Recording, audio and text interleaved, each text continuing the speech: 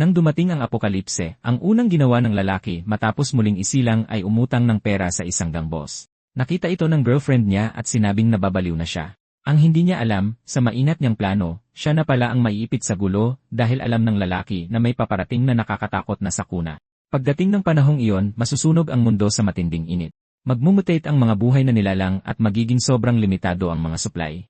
Gagawin ng mga tao ang lahat para lang makakuha ng kaunting pagkain at ilang gamit para mabuhay. At sa ganoong mundo, ang pagkakaroon ng supply ay nangangahulugan ng lubos na yaman. Kahit ang mga bilyonaryo na dati nasa kanila na ang lahat ay magmamakaawa para sa isang pirasong ham sausage. Sa dati niyang buhay, ginawa niya ang lahat para protektahan ang kanyang girlfriend sa gitna ng apokalipse. Pero para sa kapakanan ng ibang gago, ibinenta siya nito na parang hayop. Sa huli, ni isang buong bangkay ay walang natira sa kanya. Kaya sa buhay na ito, pinuntahan ni Chen Xiao ang boss ng Dahay Gang para umutang ng malaking halaga at maghanda para sa darating na apokalipse. Kinuwestiyon siya ni Brother Lo, tinanong kung naintindihan ba niya kung ano ang ibig sabihin ng umutang ng 5 milyon sa kanya. Ang ganoong utang ay may kilalang napakalupit na tubo. Siyempre, alam niya, pero hanggat makukuha niya ang pera, hindi mahalaga ang mas mataas na tubo. Pagkatapos ay sinabihan siya ni Brother Lu na pumirma ng EAC para sa 7 milyon at magbigay ng kolateral na may katumbas na halaga. Inilabas niya ang titulo ng ari-arian na inihanda na niya. Ang bahay na ito pa lang ay higit pa sa sapat para gamitin kolateral. Pero halatang tinuring na siyang madaling biktima ni Brother Lu nang sabihin niyang sa bahay na ito lang, imposibleng makautang siya ng 5 milyon. Kaya malamang ay hindi matutuloy ang usapan. Nagkunwari siyang nataranta at nagsimulang magmakaawa, binabaan pa niya mismo ang halaga sa 4 milyon. Tuwang-tuwa si Brother Lu sa loob-loob niya. Ganap na niyang nabasa ang ugali ng binatang sugador na ito. Kaya ibinaba niya ulit ang halaga sa 3.2 milyon. Tinanggap niya ang presyong iyon nang walang pag-aalinlangan. Kinwenta ni Brother Lo, pagkatapos ng 3 buwan, kailangan niyang magbayad ng 4.900,000 at kung wala siyang pera, kukunin ang bahay bilang kabayaran. Ibibigay ang utang sa loob ng 3 araw. Nang marinig iyon, nagbago ang ekspresyon niya at sinabing kailangan niya ang pera ngayon na. Matapos ang ilang negosasyon, matagumpay niyang nakuha ang 3.5 milyon na utang. Siya nga naman, marami pa ring mabubuting tao sa mundong ito. Lagyan mo lang ng kaunting interes at ibibigay na nila agad ang pera. Sa loob ng 1 buwan, darating din naman ang apokalipse. Kaya sino ang magbabayad ng pesteng utang na ito? Ngayong muli siyang isinilang na may natitira pang oras bago ang sakuna, may sapat siyang oras para gawin ang mga plano niya. Bigla, napansin niya ang isang maingay na kaguluhan sa likod niya, iyon na ba ang kilalang bitag ng sobrang mahal na ice cream? Sa dati niyang buhay, hindi niya kayang bumili kahit isa. Pero, ilang beses siyang bumili nito para sa putang si Lu Wanqing. Sa galit, pumasok siya sa ice cream shop at umorder ng 10 sa bawat klase na mayroon sila. Ang babaeng katabi niya ay tulalang-tulala. Pati ang tindera ay nagulat. Tutal, premium ice cream lang ang tinda sa shop na ito, at ang 10 sa bawat klase ay malamang nagkakahalaga ng higit sa 20,000. Kung pagbabasihan ang kanyang pananamit, hindi siya mukhang mayaman. Nang makabawi ang babae, tinignan niya ito ng may hayagang pamamaliit. Halatang minamaliit niya ang pagiging mukhang mahirap nito at sinabi pang kung talagang kaya niyang bayaran, luluhod siya at yuyuko sa kanya. Nang marinig iyon, naging interesado siya at tinanong kung seryoso ba ito. Hindi kinaya ng babae ang kilos niya at namula agad ang mukha nito. Idineklara niyang kapag may sinabi siya, hindi niya na ito babawiin. Binigyan na siya ng daan para umatras, pero dahil tumanggi siya, problema na niya yon. Kaya ipinakita niya sa tindera ang balance sa kanyang phone account. Sobrang gulat niya kaya agad niyang tinawag ang manager na lumapit para humingi ng paumanhin sa kanya. Pagkatapos noon, binili niya lahat ng stock sa tindahan. Sa ganoong paraan, kahit dumating na ang apocalypse, pwede siyang manatili sa bahay at kumain ng ice cream. Pagkatapos ay nag-transfer siya ng 300,000 na deposito kay Manager Faye, ibinigay ang delivery address, at bukas palad na nilibre ang lahat sa tindahan ng ice cream. Tungkol naman sa bastos na babae, wala siyang nagawa kundi yumuko sa kanya sa kahihiyan. Umalis siya sa tindahan ng may angas, humanap ng lugar para subukan ang tinatawag na ice cream assassin, at ang lasa at presyo nito ay talagang tumugma sa pangalan. Agad pagkatapos, inactivate niya ang kanyang special ability na nagpapahintulot sa anumang nakaimbak sa loob na manatili sa kasalukuyang estado nito magpakailanman. Sa kakayahang iyon, kahit anong sangkap ay mapapanatiling sariwa. Ang hindi niya inaasahan ay bumalik din pati ang kanyang kakayahan pagkatapos niyang muling isilang. Dati, nagsisimula lang magising ang mga kakayahan isa-isa pagkatapos magsimula ang sakuna ng apokalipse.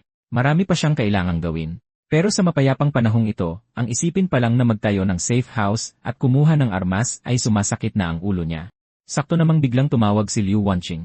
Nang mamatay ang mga magulang niya, lumitaw siya na parang isang tagapagligtas at inakala ng hangal na siya ang liwanag sa buhay niya. Sa huli, ang gusto lang pala niya ay ang maliit na mana na iniwan ng mga magulang niya. Chin Xiao, sinabi na ni Mama, kung gusto mo akong pakasalan, dapat nakapangalan sa akin ang bayad ng buo na malaking apartment sa downtown at kailangan mo ring magbigay ng 880,000 na bride price. Alam kong hindi ito mura, pero para naman ito sa magiging tahanan natin. Iminungkahi pa niya na ibenta na lang niya ang bahay ng pamilya niya dahil luma na rin naman.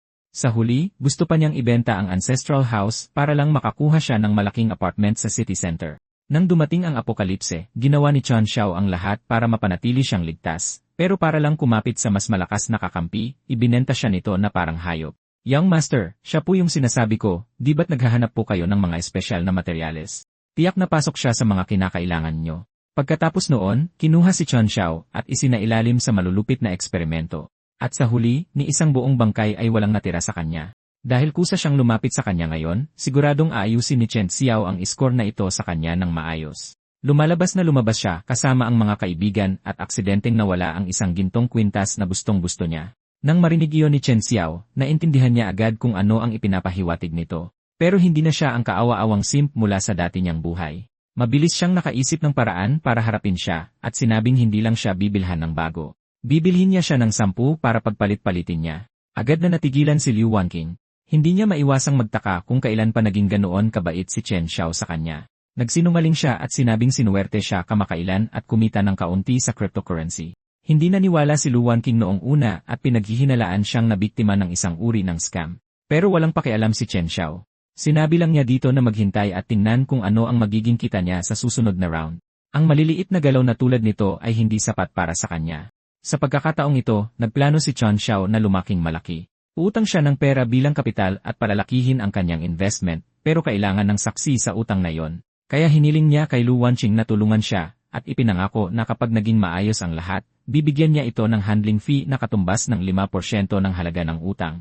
Pero sakto namang may isang matandang lalaki na biglang pumasok sa banyo. Agad na itinago ni Liu Wanqing ang kanyang telepono at tinanong siya ng matanda kung bakit ang tagal niya. Walang nagawa si Liu Wanqing kundi pakalmahin muna ang kanyang sugar daddy at sabihing matatapos na siya sandali lang. Kasabay nito, nagkukwenta na siya sa kanyang isipan.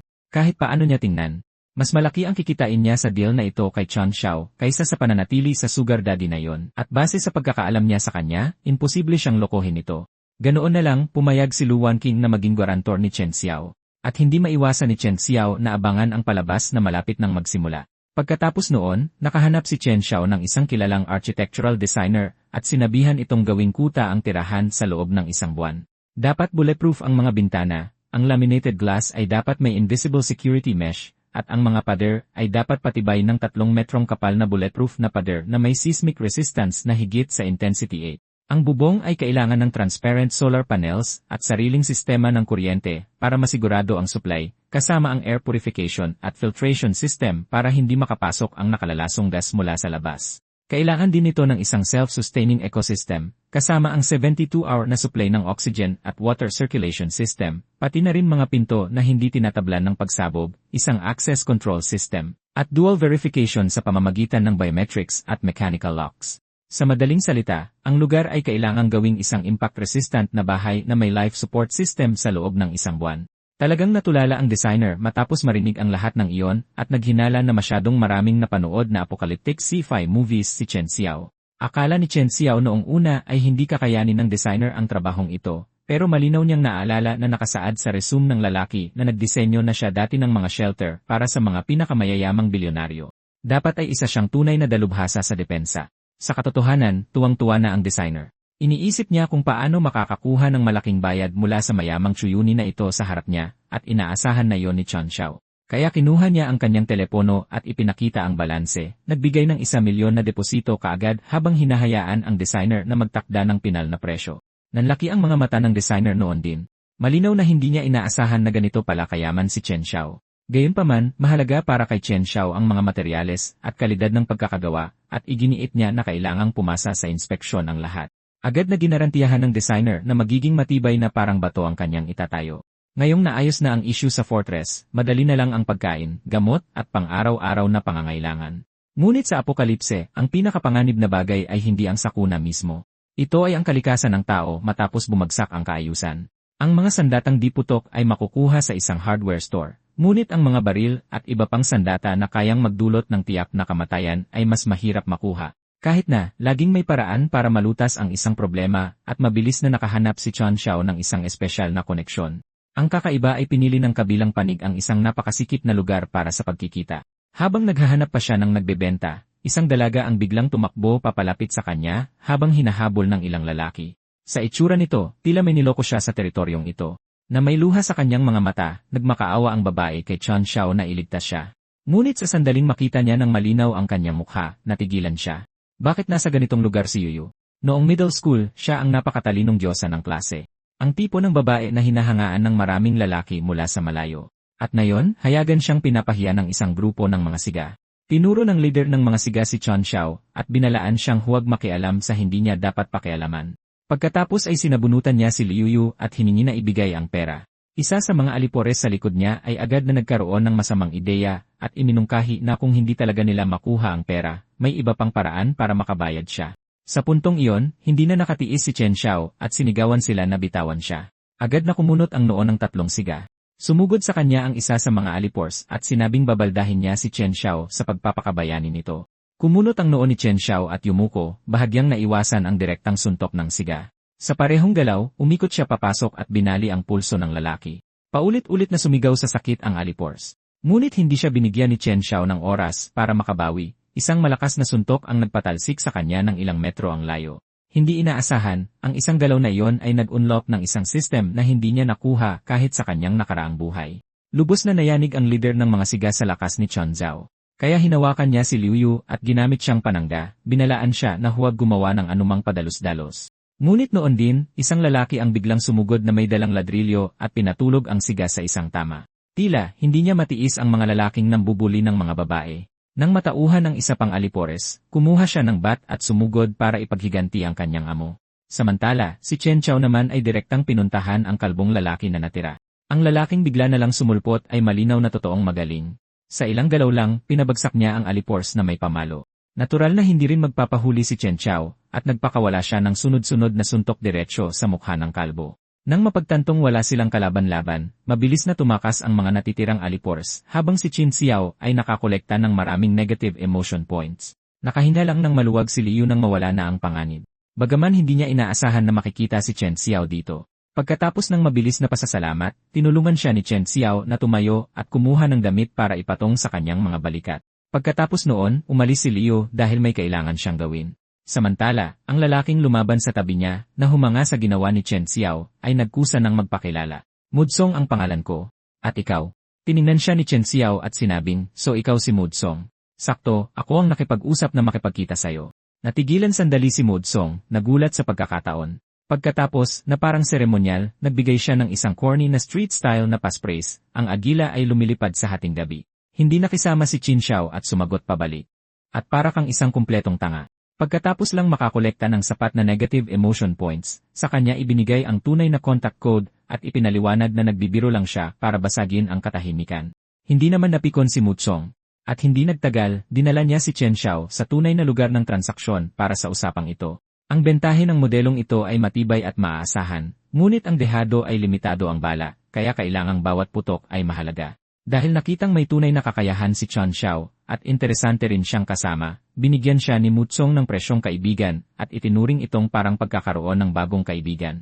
Habang nagpapalitan, patuloy na pinanood ni Muzang kung paano hinawakan ni Chen Xiao ang armas. Isang tingin pa lang ay sapat na para malaman niyang alam ni Chen Xiao ang ginagawa niya, kaya napanatag ang kanyang loob sa usapan. Kaswal na nagtanong si Chen Xiao kung ang pagbili ba nito ay may kasamang mga extra tulad ng suppressor, warranty card, o kahit isang libreng kahon ng bala. Natigilan si Mudsong. Nilinaw na niya na binibigyan niya si Chen Xiao ng presyong kaibigan, at ang isang bagay na tulad nito ay maaaring maibenta ng doble sa black market nang walang problema. Gayunpaman, may lakas pa ng loob si Chen Xiao na humingi ng warranty at mga libreng bagay. Agad na pumalo sa langit ang negative emotion points ni Mudsong.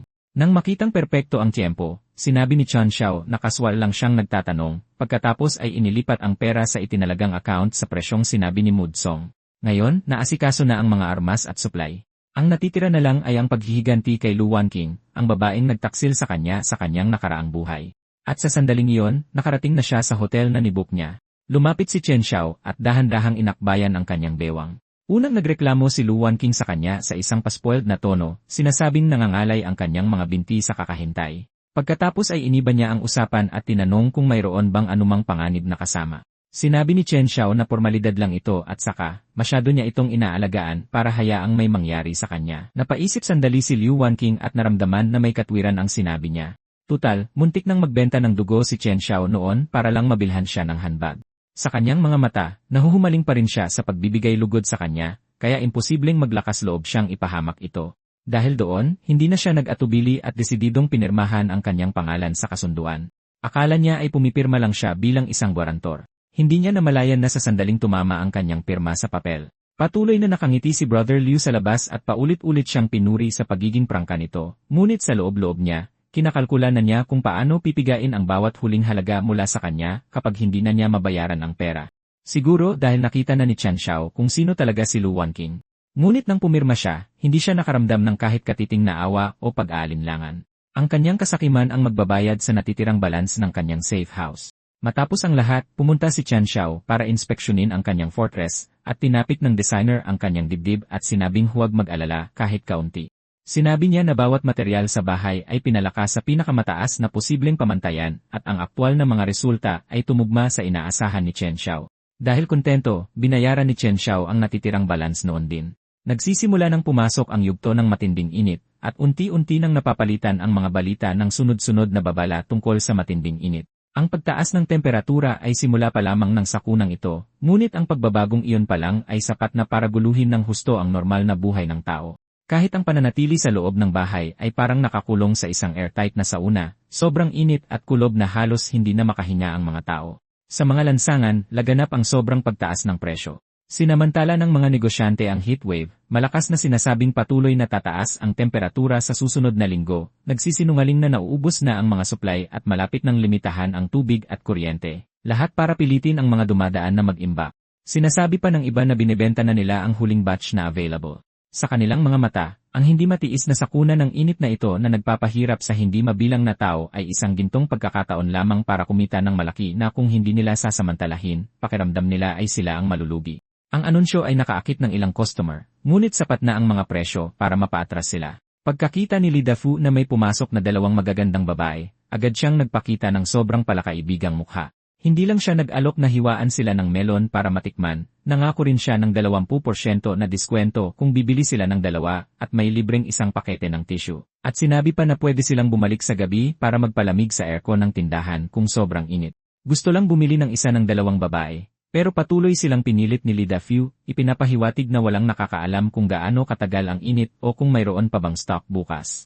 Pero kapag ibang customer ang nagtanong lang kung pwedeng mas mura ng kaunti ang tubig, agad niya silang sinusungitan ng walang anumang galang, at inuulit na maliit lang na negosyo ito at talagang walang tawad. Pinanood ni Chen Xiao ang buong pangyayari at hindi na iwasang mapailing kay Li Dafu. Naalala niya ang huling beses niyang pagpunta sa tindahang ito, kung saan may isang produktong nahulog sa sahig. At nang walang pag-aalinlangang yumuko si Chen Xiao para pulutin ito, hinablot siya ni Li Dafu sa kwelyo at hayagang inakusahan na magnanakaw. Sinubukan ni Chen Xiao na magpaliwanag pero ayaw talagang makinig ni Li Dafu. Tinawag pa niya ang mga kapitbahay para palibutan at husgahan siya, na nag-iwan ng sugat sa murang puso ni Chen Xiao na mahirap maghilom. Pero sa buhay na ito, ipapaintindi ni Chen Xiao sa kanya kung ano ang pakiramdam ng tunay na pagdurusa. Napatingin si Chen Xiao sa isang supot ng chichirya sa estante na sobrang taas ng presyo. Lumapit siya at sinadyang lakasan ang boses para itanong kung bakit napakamahal nito.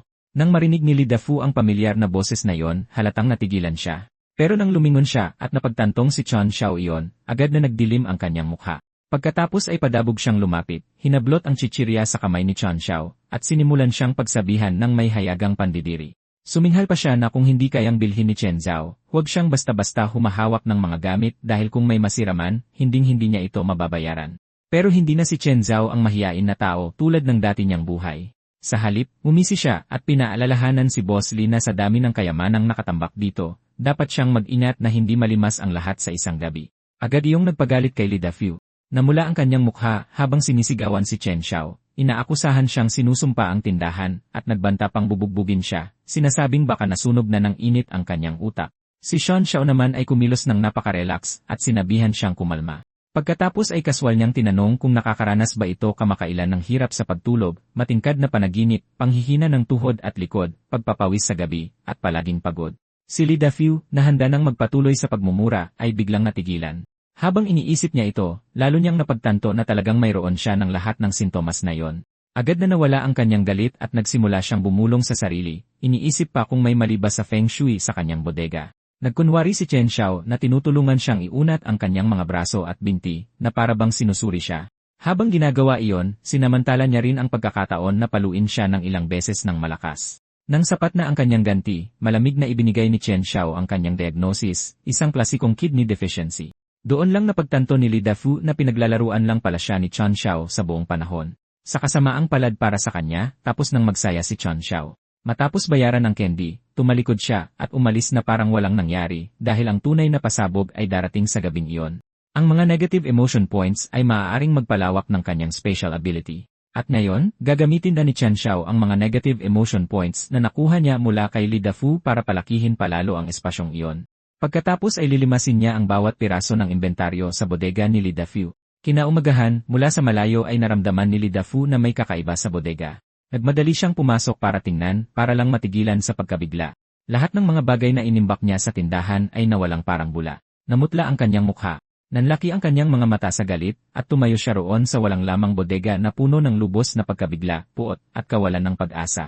Nakaupo si Chen Xiao sa harap ng mga surveillance monitor, pinapanood ang emotion index na pataas ng pataas. Mayabang siyang humigop ng kola, habang nakatutok ang kanyang mga mata kay Lee Da-foo sa bodega na may hayagang pagkatuwa. Tuluyan nang gumuho si Lee Da-foo. Umiiyak siyang tumakbo sa paligid ng bodega, bago tuluyang lumuhod na nakadipa ang mga braso, nalulunod sa walang magawang puot at kawalan ng pag-asa.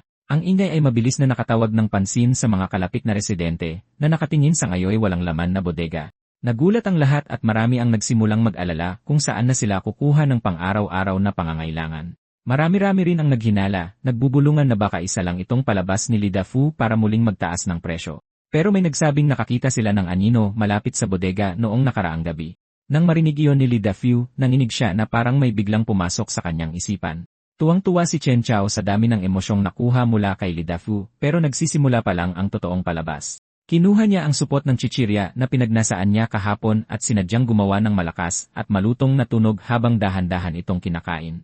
Nang mapansin ni Lee Da-foo ang chichirya, sumabog siya na parang pulbura at agad iginiit na bahagi iyon ng mga panindang ninakaw sa kanyang bodega. Tulad sa nakaraang buhay, hinablot niya si Chen Xiao sa kwelyo. At sa isang saglit, nag-atubili si Chen Xiao dahil sa mga lumang alaala. Pero agad din siyang natauhan. Hindi na siya ang dating tao. Malamig na tiningnan ni Chen Xiao si Lee Da-foo at sinabing walang silbi ang pananakit niya. Kung walang ebidensya, magmumukha lang siyang katawa-tawa sa kasisigaw. Pagkatapos ay nagbago ng tono si Chen Xiao at inasar ang kaawa-awang sitwasyon ni Lee Da-foo. Tinanong pa kung gusto niyang i-donate ang kinain ng supot ng chichirya. Pero hindi nagpakita ng senyales ng pag-atras si Lee Da-foo. Dahil sinumpa siya ni Chen Xiao kahapon at ngayon ay kumakain ng parehong chichirya, matigas na iginiit ni Lee Da-foo na si Chen Xiao ang magnanakaw, na malinaw na umaasang may makukuha mula sa kanya para pambayad sa nawala. Hindi pinaniwalaan ni Chen Xiao ang palabas na yon at direktang tinanong ang mga nakatinging residente na sila na ang humusga. Agad na naging magulo ang eksena. Sabi ng ilan, maraming ibang tindahan ang nagbebenta ng parehong chichirya, habang sinabi naman ng iba na nagreklamo si Chen Xiao sa presyo kahapon at ngayon ay nalimas na ang buong tindahan. Masyado na yung nagkataon lang. Tinitigan ni Chen Xiao si Lee Da-foo at sinabing kung hindi ito naniniwala, malaya siyang halughugin ang kanyang bahay, at kung may makita man mula sa tindahan ni Lee Da-foo, babayaran niya ito ng 10 beses. Pero kung walang makita, mapupunta sa kanya ang backup generator sa likod ng tindahan ni Lee Da-foo. Walang sabi-sabi, kinalagkad ni Lee Da-foo si Chen Xiao diretso sa kanyang bahay. Pero pagdating nila, nawala lahat ng kumpiyansa ni Lee Da-foo. Nabigla siya sa kanyang nakita at agad na napagtanto na ang isang taong may katayuan tulad ni Chen Xiao ay hinding-hindi magnanakaw ng kanyang mga paninda. Pagkatapos noon, sinubukan niyang tumakas dahil sa hiya. Pero hindi papayag si Chen Xiao na basta na lang siyang umalis dahil may utang pa sa kanya si Lee Da-foo na generator.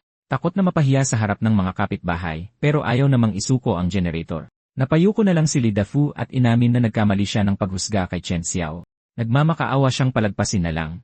Pero noong pinaratangan niya si Chen Xiao noon, hindi siya nagpakita ng kahit katiting na awa. Ang mga kapitbahay na dating naaawa kay Lee Da-foo ay agad na nagbago ng pananaw. Sabi nila, para sa isang taong hindi tapat, karma na lang talaga ang manakawan. Dahil sa hiya at galit, biglang sinuntok ni Li Dafu si Chen Xiao at sumigaw na tinatanggihan ni Chen Xiao ang pagkakataong umurong ng maayos. Pero madaling nasalo ni Chen Xiao ang suntok at sa isang kilos ay pinadapa niya si Li Dafu sa sahig. Dahil sa sobrang sakit, walang nagawa si Li Dafu kundi sumuko. Walang awang sinabi ni Shen Qiao na magmadali na siya dahil kapag tumaas ulit ang temperatura, wala nang makakalabas. Hindi nagtagal matapos umalis ni Li Dafu na hiyang-hiya, nagmamadaling tumawag si Liu Wanqing. Sabi niya, sa nakalipas na 2 araw, pakiramdam niya ay may ilang taong sumusunod sa kanya at mukha raw silang mga maniningil ng utang sa telepono. Puno ng takot ang boses niya habang binabanggit ang pirma at ang medyas. Pagkatapos ay biglang isinigaw ang pangalan ni Chen Zhao at itinanong kung bakit siya hinahabol ng dahaigang, paulit-ulit na tinatanong kung niloko ba siya nito. Sa labas, umarte si Chen Qiao na nasasaktan at patuloy siyang binigyan ng mga palusot tungkol sa debosyon at katapatan. Pero sa loob-loob niya, iniisip niya na talagang hindi na makapaghintay ang dahaigang na kumilos. Habang naglalakad papunta sa ref, tinanong niya kung alam na ba ng dahaigang kung saan ito nakatira at kung may sinabi ba sila sa kanya. At doon niya lang nalaman na may naramdamang mali si Lu Wanqing kaya't dumaan sa mga eskinita para takasan sila. Sinabi ni Chen Qiao na kumalma siya at baka napagkamalan lang siya. Pagkatapos noon, naglagay siya ng isang set meal na salmon sa mesa. Agad na nagliwanag ang mga mata ni Liu Wanqing at tinanong niya si Chen Xiao kung paano pa ito may ganitong pagkain, hindi alam na marami pa siyang galing doon. Nang marinig iyon, natigilan sandali si Liu Wanqing. Ilang araw nang tumatagal ang heat wave at ang mga supply ay karamihan nang napupunta sa mayayaman, kaya saan nakuha ni Chen Xiao ang lahat ng ito? Yumaman na ba talaga siya? Kalmadong humigop si Chen Xiao ng malamig na cola at kumain ng isang piraso ng salmon na sa sobrang lambot ay halos matunaw sa kanyang bibig. Halos nakasulat na sa buong ekspresyon ni Liu Wanqing ang kanyang gutom na tingin. Habang pinapanood siyang halos mamilipit sa inggit, kaswal na tinanong ni Chen Xiao kung may sapat pa ba siyang makain sa kanya. Dahil doon, tuluyan nang tumigil sa pagkukunwari si Liu Wanqing. Sabi niya, takot na takot daw siyang mag-isa at parang nararamdaman niyang nasa malapit lang ang mga taong iyon. Bahagya siyang yumuko habang dahan-dahang hinihila ang dulo ng kanyang damit. Sinasadya niyang palambutin ang kanyang mga mata habang nagpapakita ng kaaya-ayang ekspresyon at nagtanong kung pwede ba siyang tumira kasama si Chen Qiao ng ilang araw at baka sakaling mapabuti pa nila ang kanilang relasyon. Isang bahid ng pagkasuklam ang dumaan sa mukha ni Chen Qiao, halos hindi mapansin sa sobrang bilis. Sa pagtingin sa kanyang sadyang pagpapalapad ng papel, ang tanging naramdaman niya ay namura at katawa-tawa siya. Pero sa sumunod na segundo, nagpakita siya ng ekspresyon ng pagkagulat at tuwa at sinabing masyadong mainit para lumabas ngayon. Kaya susunduin na lang daw niya ito mamayang gabi kapag lumamig na. Tapos bigla niyang binago ang usapan at binanggit kung paano niya laging sinasabi noon na hindi basta-basta pwedeng ibigay ang address ng isang babae, kaya hindi siya nito pinapalapit dati. Agad na umakto si Lu Wanqing na parang may napagtanto, tapos kaswal na gumawa ng dahilan na espesyal ang sitwasyon ngayon at ipinadala ang kanyang address ng walang pag-aalinlangan. Habang tinitingnan ang inaasahan niyang sobrang tuwang reaksyon ni Chen Qiao, ngumisi siya ng bahagya, halos hindi makita, at kinutya siya sa kanyang isipan. Sabi na nga ba, si Chen Xiao pa rin ang kawawang simp na yon na susunod agad sa sandaling. Bigyan niya ito ng kaunting lambing. Ang hindi niya alam ay pagkatanggap ng address, isang malamig na ngiti rin ang sumilay sa mga labi ni Chen Xiao. Mula sa sandaling iyon, nagsisimula pa lang ang kanyang bangungot. Pagkatapos ng tawag, nakarinig si Chen Xiao ng katok sa pinto. Pagbukas niya, hindi man lang siya binati ni Tiawang. Sinubukan niyang sumiksik agad sa kanyang kwartong naka-aircon. Ang lamig dito sa inyo, sira ang aircon namin at namamatay na sa init ang mga bata, magkapit-bahay naman tayo. Dapat tayong magtulungan. Dito muna kami sandali. Okay. Tinulak siya ni Chen Xiao palabas ng walang anumang paggalang. Inungkat niya kung paanong ilang taon na ang nakalipas, noong namumulot ang nanay niya ng mga basyong bote sa ibaba. Tinuro sila ni Tiawong at kinutya dahil sa pagiging mahirap at tumawag pa ng security para paalisin sila. Nang marinig niya yon, naging masungit si Tiawong at sumigaw. Matagal na yon.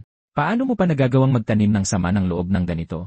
Wala ka talagang pakikisama sa kapitbahay. Walang interes si Chen Xiao na mag-aksaya pa ng oras sa pakikipagtalo sa kanya, kaya agad niyang isinara ang pinto. Siguro nga wala siyang malasakit, pero may aircon naman ang bahay niya. Sa galit, tumayo si Tiawang sa labas at isinumpa ang buong ang kanya mula ulo hanggang paa. Sa loob, kalmadong nagpalit si Chen Xiao sa bagong phone card na inihanda niya. Tapos tinawagan niya ang daigang. Pinadala ko na sa iyo ang address ni Lu Wanqing. Mag-isa lang siyang nakatira. Hindi siya mahirap hanapin. Samantala, walang kamalay-malay si Lu Wanqing sa paparating na panganib. Ang tanging nasa isip niya ay ang lumipat sa naka-aircon na bahay ni Chen Zhao at mamuhay ng walang inaalala na sa tingin niya ay nararapat sa kanya. Noong akmang magsindi na sana siya at magre-relax, isang mabilis na katok ang biglang kumalabog sa pinto na agad sumira sa kanyang diskarte. Agad na nagliwanag ang kanyang mga mata at isang masayang ngiti ang gumuhit sa kanyang mukha. Ngunit sa sandaling binuksan niya ang pinto, nanliit sa gulat ang kanyang mga mata at napaatras siya sa takot. Bakit kayo? Paano niyo nalaman kung saan ako nakatira? Walang ekspresyon na itinulak siya ni Brother Lu sa gilid at dire-diretsong pumasok sa kwarto. Miss Liu, may utang ka sa Dehaigang. Oras na para magbayad. Agad na nagpanik si Liu Wanqing at sumigaw na nanginginig ang boses. Si Chen Xiao ang umutang ng perang iyan. Nilinlang niya ako para pirmahan yon. Dapat siya ang habulin nyo. Inihagis lang ni Brother Liu ang pirmadong kasunduan na black and white at si Liu Wanqing, na sinusubukan pang makipagtalo, ay agad na natahimik. Wala na siyang ibang sinabi at itinuro lang ng kanyang baba ang lalaking katabi niya. Agad na kumalat ang mga alipores at nagsimulang maghanap ng mahahalagang bagay. Sumugod si Lu Wanxiang at desperadong sinubukang protektahan ang kanyang mga gamit. Nanginginig ang kanyang boses habang sumisigaw na tatawagan niya si Chen Xiao at darating ito agad. Binaliwala siya ni Brother Lu at malamig lang na pinanood ang kanyang mga tauhan na halughugin ang lugar. Sa isang iglap, lahat ng mahahalagang gamit sa kwarto ay ninakaw at itinambak sa mesa. Nanigas sa kinatatayuan si Liu Wanqing, puno ng takot at pag-aatubili ang kanyang mga mata. Pero kahit pagsama-samahin pa ang lahat ng gamit na iyon, hindi pa rin ito sasapat para bayaran ang utang. Isang malamig na tawa ang pinakawalan ni Brother Liu. Hindi na parito ang mga kapatid ko sa gitna ng init para lang umuwing walang dala. Nang marinig iyon, tumayo ang lahat ng alipores na may masasamang ngiti at nagsimulang palibutan siya ng paunti-unti. Patuloy na umatras si Lu Wanqiang, nanginginig ang kanyang boses na halos hindi na siya makapagsalita.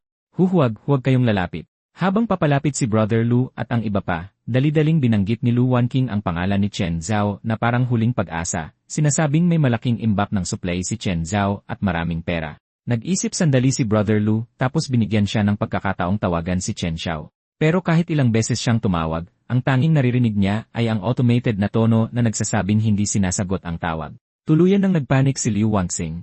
Hindi tumitigil sa panginginig ang kanyang katawan habang paulit-ulit niyang ibinubulong na baka abala lang si Chen Xiao at marahil ay hindi narinig ang pagring ng telepono. Susubukan pa sana niyang tumawag ulit nang sampalin siya ni Brother Lu ng napakalakas na nagpatumba sa kanya. Minura niya ito sa pagiging tanga, sinabing noong nilinlang siya ni Shan Xiao na pirmahan ang papel na iyon, wala talaga itong intensyong bayaran ang utang. Natigilan si Lu Wanqing sa kanyang kinatatayuan. Ang panik sa kanyang mga mata ay agad napalitan ng kawalan at tumigil na rin ang kanyang panginginig. Hindi na nagsayang pa ng salita si Brother Lu at sinabunutan siya. Napahingal sa sakit si Lu Wanqing, pumipilipit at desperadong nagpupumiglas habang isinisigaw sa kanila na si Chen Xiao na lang ang habulin, sinasabing nasa kay Chen Xiao ang talagang gusto nila. Pero sa huli, kinalagkad pa rin siya ni Brother Liu sa likod na kwarto.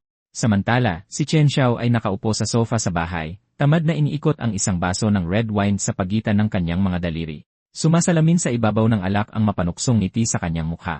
Habang sa kaloob-looban niya, malamig niyang inaasam na lubos na matikman ni Lu Wanqing ang espesyal na klase ng pag-aasikaso ng apokalipse. Kahit pagkatapos maningil ng interes, hindi pa rin nasiyahan si Brother Lu. Sinakal niya si Lu Wanqing at pinilit na sabihin kung anong mahalagang bagay ang itinago ni Chen Xiao sa kanyang bahay. Hirap na huminga si Lu Wanqing, pero pinilit pa rin niyang magsalita, sinasabi isa-isa ang mga detalyeng napansin niya kanina sa kanilang video call. May halatang kalkulasyon sa kanyang tono. Malinaw na gusto niyang painin si Brother Lu para ibaling ang atensyon nito kay Chen Xiao. Matapos makarinig ng sapat, bigla siyang itinapon ni Brother Lu sa gilid. Napatumba siya paatras at bumagsak sa kama na parang basahan. Nagpakita ng ngipin si Brother Lu sa isang masamang ngisi. Naniningkit ang kanyang mga mata habang iniisip niya sa sarili sa sandaling ito. Nakabingwit siya ng isang napakalaking isda. Itinagilid ni Brother Lu ang kanyang ulo at tiningnan ang mga alipores sa likuran niya. Nang umalis ang grupo, naiwan si Lu Wanqing na mag-isa sa madilim na maliit na kwarto. Dahan-dahan niyang itinaas ang kamay para takpan ang kanyang bibig. Marahas na nanginginig ang kanyang mga balikat habang patuloy na lumalabas ang mga pigil na hikbi, habang pagkamuhi at pagtutol ang umiikot sa kanyang mga mata.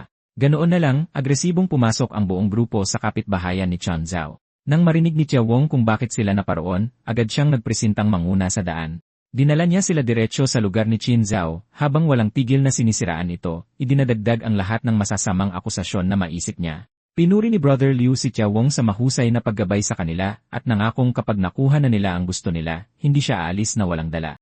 Nang marinig iyon, lalo pang gumaan ang mga hakbang ni Jia Wong at halos mangunot na sangiti ang kanyang mukha. Nagsisimula na siyang isipin si Chen Xiao na nakaluhod sa harap niya at nagmamakaawa para sa kapatawaran. Ngunit sa sandaling dumating si Brother Liu sa harap ng pinto ni Chen Xiao, natulala siya. Grabe ang depensang nakaset up sa harap niya. Ang mga tauhan niya naman ay walang takot at padalos-dalos. Naghanda na silang sipain ang pinto ni Xun Zhao. Pero bago pa sila makalapit, tinamaan ang isa sa kanila ng nakatagong electric grid at bumagsak, habang nangingisay ang buong katawan.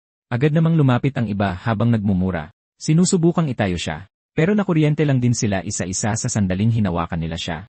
Naiwan din silang manhid at nanginginig. Nakatayo sa likod, tulala si Brother Lou. Puno ng pagkadismaya at pagkainis ang kanyang mukha. Tapos, bigla na lang may lumabas na loudspeaker at isang napakasayang kantang pampaswerte. Nagsimulang tumugtog ng malakas ang musika kasabay nito. Ang kuryente ay nagsimulang lumakas at humina kasabay ng ritmo. Ang mga nakuryenteng tauhan ay nagwala ng hindi makontrol, para silang mga backup dancer na sumasabay sa kumpas. Ang lagitik ng kuryente na may kasamang amoy ng tostadong laman ay labis na ikinatakot ng grupo ni Brother Liu kaya paulit-ulit silang napaatras. Hawak ang mikropono, pinanood ni Chen Xiao ang lahat ng buong panatag. Mukhang swerte yata kayo, isang hakbang lang at jackpot na agad kayo sa security grid. Nang makilala ni Brother Liu ang boses ni Chen Zhao, agad siyang nagpanggap na matapang ulit. Sumisigaw na dapat bayaran ang utang at kapag nagbayad na si Chen Zhao, tabla na sila. Sumabat din si Tia Wong mula sa gilid, pero mas masahol pa ang mga lumalabas sa bibig niya kaysa kay Brother Liu. Tinitingnan ang mga pangit na mukha sa harap niya, malamig na tumawa si Chen Xiao. Walang emosyon niyang sinabi na ang apartment niya pa lang ay nagkakahalaga na ng 4 milyon sa merkado, mas malaki pa sa 3,500,000 na utang. Bukod pa riyan, nakapangalan na kay Lu launching ang utang, kaya wala na itong kinalaman sa kanya. Hindi nakapagsalita si Brother Lu sa sagot na yon.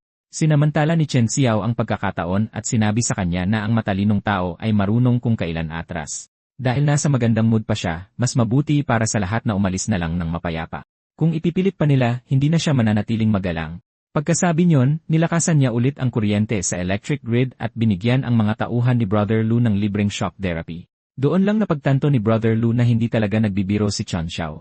Matapos magbitaw ng ilang walang lamang banta, dali-dali niyang isinama palayo ang kanyang mga tauhan sa pagkatalo.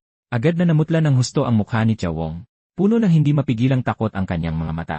Ang tingin niya sa bahay ni Chen Zhao ay parang nakatitig sa isang di makataong tanda ng kapahamakan. Kinabukasan, biglang tumaas ng husto ang temperatura at nagsimulang dumating ang mga ulat mula sa iba't ibang lugar tungkol sa mga taong namamatay dahil sa matinding init. Si Chen Zhao naman ay hindi man lang apektado. Nanatili siyang nakakulong sa kanyang malamig na tahanan, payapang ninanamnam ang mga imbak na pagkaing inihanda niya.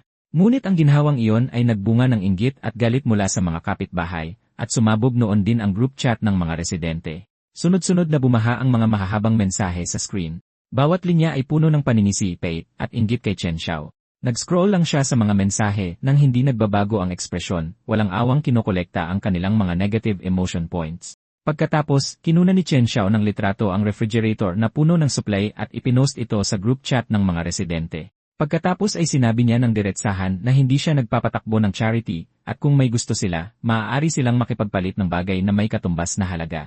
Pero sa halip na makaramdam ng kahit katiting na pasasalamat, nag-react ang grupo na parang nagsindi siya ng mitsa. Agad na sumabog muli ang chat at ang mga insultong ibinato sa kanya ay naging mas masahol pa kaysa dati. Sobrang katawa-tawa na natawa na lang si Chen Xiao. Ibinaba na lang niya ang kanyang telepono at hindi na sila pinansin pa. Kung gusto nilang sirain ang kanilang mga sarili, problema na nila yon. Sakto namang tumunog ang isang system notification. Ang mga negative emotion points na kanyang natipon ay sa wakas ay umabot na sa 3,000. Matapos malaman kung nasaan si Chen Xiao, agad na dinala ni Brother Liu ang kanyang mga tauhan at dumiretso sa subdivision ng walang tigil. Ngunit sa kanyang pagkagulat, ang unang bumaba sa kotse ay si Lu Wanxing, ang babaeng minsang hinabol ni Brother Lu hanggang sa bahay nito para sa utang. Mukhang tinalikuran na niya ang lahat para lang makapaghiganti kay Chen Xiao. Bumaba si Brother Lu pagkatapos niya, at tiningnan ng kanyang matatalas na mata ang mga hanay ng apartment sa harap niya. Pagkatapos ay sumulyap siya kay Xiao Zhan sa tabi niya, na siyang kumumpirma sa lokasyon ng bahay ni Chen Xiao. Pagkatapos niyon, tinanong ni Brother Liu si Lu Wanqing nang may halong pagtataka kung masakit ba na lulusubin na nila ang bahay ng dati niyang nobyo. Binola ni Lu Wanqing si Brother Liu at sinabing sa ngayon, siya lang ang lalaki sa puso niya. Nang marinig niya yon, abot tenga ang ngiti ni Brother Liu. Sakto namang may ilang tao na biglang sumilip mula sa pasilyo ng apartment. Lahat sila ay mga residenteng matagal nang may sama ng loob kay Chen Xiao. May mga mapanuyong ngiti, sunod-sunod silang lumapit at masigasig na nag-alok na ihatid si Brother Liu sa kanyang lugar. Malapad na umiti si Brother Liu at nangakong kapag natapos na ito, walang sinuman sa kanila ang aalis ng walang dala. Ngunit nang magsimulang magtungo ang grupo sa bahay ni Chen Xiao, ipinakita ni Brother Liu ang kanyang tunay na sakim na pag-ugali at ninakawan ang mga suplay ng residente sa daan. Nakusunod sa likuran si Li Dafu na nakayuko, nag-aasal mahiyain sa buong oras at hindi nangangahas magsalita, napilitang panoorin ang grupo na nananamsam ng mga suplay habang naglalakad. Hindi na rin nakapagpigil si Tia Wong at nagsimulang sigawan si Brother Liu sa abot ng kanyang makakaya. Doon lang napagtanto ng mga taong nagboluntaryong maging gabay kung gaano kalaki ang kanilang pagkakamali, pero huli na ang lahat para ayusin ito. Sa huli, dinala ni Brother Liu ang kanyang mga tauhan sa pinto ni Chen Zhao kung saan nakahanay ang mga nakaitim na goons na nagbibigay ng nakakatakot na aura. Si Chen Zhao naman ay hindi man lang nagbago ng ekspresyon. Inilipat lang niya ang isang sofa sa may pintuan. Pagkatapos ay umupo siya roon at kalmadong nagsimulang maghapunan.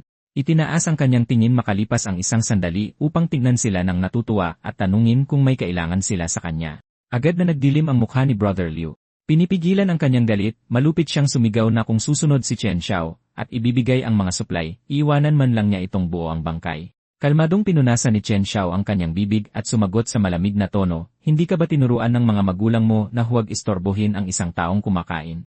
Napakabastos niyan. Sa wakas ay nawalan na ng kontrol si Brother Liu sa kanyang galit. Sa isang malupit na kumpas ng kanyang braso, sinenyasan niya ang mga tauhan sa likod niya na sumugod at pilayan si Chen Xiao. Pero gaano man sila karami, ordinaryong tao lang sila na walang mga kakayahan. Sa katunayan, hindi na kailangan ni Chen Xiao gamitin ang kanyang kapangyarihan. Ang pisikal na lakas pa lang niya ay sapat na para pasukuin ang buong grupo. Ngunit kahit ang pinakamagaling na mandirigma ay kailangang rumespeto sa isang patalim. Noong gagamitin na sana ni Chen Xiao ang special severing, isang tear gas canister ang biglang bumagsak sa paanan ni Brother Liu at ng kanyang mga tauhan. Halos agad na kumalat ang gas. Hindi na nangahas si Brother Liu na lumaban pa at nagmamadaling tumakas kasama ang kanyang mga tauhan sa gitna ng gulo. Halos sa parehong sandali, mabilis na umatras si Chen Xiao at tuluyang naiwasan ang kumakalat na gas. Pagkatapos niyon, isang figura ang lumitaw sa kanto ng kalye at isang boses ang sumunod. Mukhang nakahanap ka ng malaking gulo. Pero, aminin ko, ang galing mo talaga. Nagtaka si Chen Xiao. Anong ginagawa ni Mutsong dito? Pero pinaglaruan lang ni Mutsong ang gadget sa kanyang kamay at nagbitaw ng ilang malabong pahayag. Hindi na nag-abala si Chen Xiao na patulan pa ang kalokohang iyon. Kaya tumalikod siya, pumasok sa loob, at naglabas ng isang buong kahon ng malamig na bottled water. Basta na lang niya inihagis ang isang bote kay Mutsong, at seryosong nagtanong kung bakit siya narito, dahil malinaw na hindi ito teritoryo ni Mutsong. Doon lang ipinaliwanag ni Mudsong na pinapakialaman ng mga tauhan ni Brother Liu ang kanyang negosyo kamakailan. Ilang araw na niyang minamanmanan si Brother Liu. At nang makita niya itong papunta rito ngayon, sumunod siya at natuklasan na si Chen Xiao pala ang tunay na target. Habang sinasabi niya iyon, nagpakita ng bahagyang katuwaan si Mudsong sa kanyang mukha. Matagal nang kapos ang mga supply pero nakaupo ka pa rin sa ganito karaming gamit.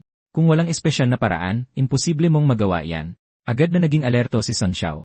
Tinitigan niya si Mudsong at nagtanong sa malamig na boses, ano ba talaga ang gusto mong sabihin? Lumapit ng kaunti si Mudsong, pilit nang umingiti na para bang sinusubukang pagaanin ang tensyon. Ipinaliwanag niya na wala siyang masamang intensyon, sadyang nag-imbak lang daw si Brother Liu ng maraming purified water kamakailan at gusto niyang makipagtulungan kay Chen Xiao para makuha ito. Kapag natapos na ang trabaho, ang tubig ay itatago kay Chen Xiao. Habang si Mudsong ang bahala sa pag-iisip kung paano ito ibebenta, sa patuloy na pagtaas ng temperatura, tiyak na magiging tunay na pera ang tubig.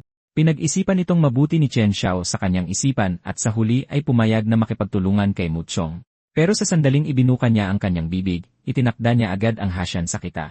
70 bawas 1-0, 9 na bahagi para kay Chen Xiao at 1 para kay Mudsong. Halos malaglag ang panga ni Mudsong at napasabi siya, bakit hindi mo na lang ako nakawan?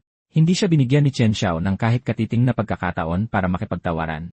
Hawak ang sistema, wala siyang anumang dahilan para mag-alala sa kakulangan ng supply. Ang hindi matitinag na kumpiyansa niyang iyon ay medyo nakapagpatakot kay Mudsong. Agad na niyakap ni Mudsong ang binti ni Chen Xiao, at nagmakaawa na luwagan ng kaunti ang hasyan, sinasabing kailangan niya man lang ng sapat na kita para mabuhay. Nag-isip si Chen Xiao sandali at sa wakas ay pumayag, binago ang hasyan sa 80 bawas 20, pero nagdagdag siya ng isang kondisyon. Mula ngayon, tuwing may darating na bagong kalakal sa panig ni Mudsong, si Chen Xiao ang unang pipili at pagkatapos lang noon maibebenta ni Mudsong ang natitira. Nagpakita ng nasaktang ekspresyon si Mudsong at pumayag, pero sa loob-loob niya, tahimik siyang nakahinga ng maluwag. Dahil sa ganoong klaseng mahigpit na reaksyon, mas sineryoso ni Chen Xiao ang kakayahan ni Mudsong sa pakikipagnegosasyon. Sa huli, isang talaga siyang taong ilang taon nang nasa negosyo. Tamang-tama ang kanyang tiyempo at pag-alam sa mga limitasyon. Nang maisara na ang kasunduan, agad na sinimulan ni Chen Xiao ang plano. Ang unang hakbang ay alamin ang layout ng base ni Brother Liu at kung paano nakaposisyon ang kanyang mga tauhan. Mabilis niyang nalaman mula kay Mutsong na sa loob ng kuta, sinumang kapos sa tubig ay kailangang magbayad o ipagpalit ito sa isang bagay na mahalaga. Marami-rami ring mga babae ang dinala doon para magbigay ng mga espesyal na serbisyo para sa mga nakatataas. Isa sa kanila si Lu Wanking. At sa sandaling iyon, hayagan siyang tinitingnan ng mga lalaki na may mga mapanuklaw na tingin. Ganap na binaliwala ni Chen Xiao ang kanyang presensya, at itinuon ang kanyang mga mata sa imbakan ng tubig sa likuran. Sinabi niya kay Mutsong na kapag dumating ang senyales, dapat siyang gumawa ng gulo sa paligid ng labas na perimeter. Pagkatapos noon, tumalon si Chen Xiao at dire-diretsong bumaba mula sa bubong. Hindi nagtagal, nakapagbalakayo na siya bilang isang ordinaryong manggagawa sa loob ng base. Pero pagkatapos lang ng ilang hakbang, isang patrol guard ang humarang sa kanya at mahigpit na nagtanong kung sino siya. Nang hindi nagbabago ang ekspresyon, mahinahong inilabas ni Chen Xiao ang na inihanda niya at sinabing pinapunta siya ni Boss Liu para i-check ang inventaryo sa imbakan ng tubig. Pero umisi ang lalaki habang papalapit, halatang hindi naniniwala. Agad na napagtanto ni Chen Xiao na nabigo ang kanyang pagbabalakayo. Kaya tumigil siya sa pag-aaksaya ng oras at ginamit ang special severing para patayin siya agad-agad. Ang sigaw ay agad na nakaalerto sa mga kalapit na patrol. Itinaas ng isa sa kanila ang kanyang baril at walang pag-aalinlangang pinaputukan si Chen Xiao. Tumalim ang mga mata ni Chen Xiao at sa isang pag-angat lang ng kanyang kamay, nagpakawala siya ng isang mabangis na special slash. Ang hindi nakikitang talim ay humiwa sa hangin at hinati ang katawan ng lalaki sa dalawa. Pero ang putukan ay nakaalerto na sa buong patrol unit. Nang makitang lumalala ang sitwasyon, mabilis na pumasok si Chen Xiao sa isang madilim na sulok. Ngunit bigla na lang may isang peres ng kamay na umabot sa kanya. Nang manigas siya, idinikit ni Liu ang isang daliri sa kanyang mga labi at sinenyasan siyang manahimik, sa kadali-daling dinala sa isang ligtas na lugar. Si Chen Xiao ay nakatuon lamang sa operasyong kanyang pinlano at hindi niya inaasahan na biglang lilitaw si Liu dito. Matapos siyang pilitin para sa mga sagot, nalaman niya sa wakas na siya rin ay kinuha ng mga tauhan ni Brother Lu.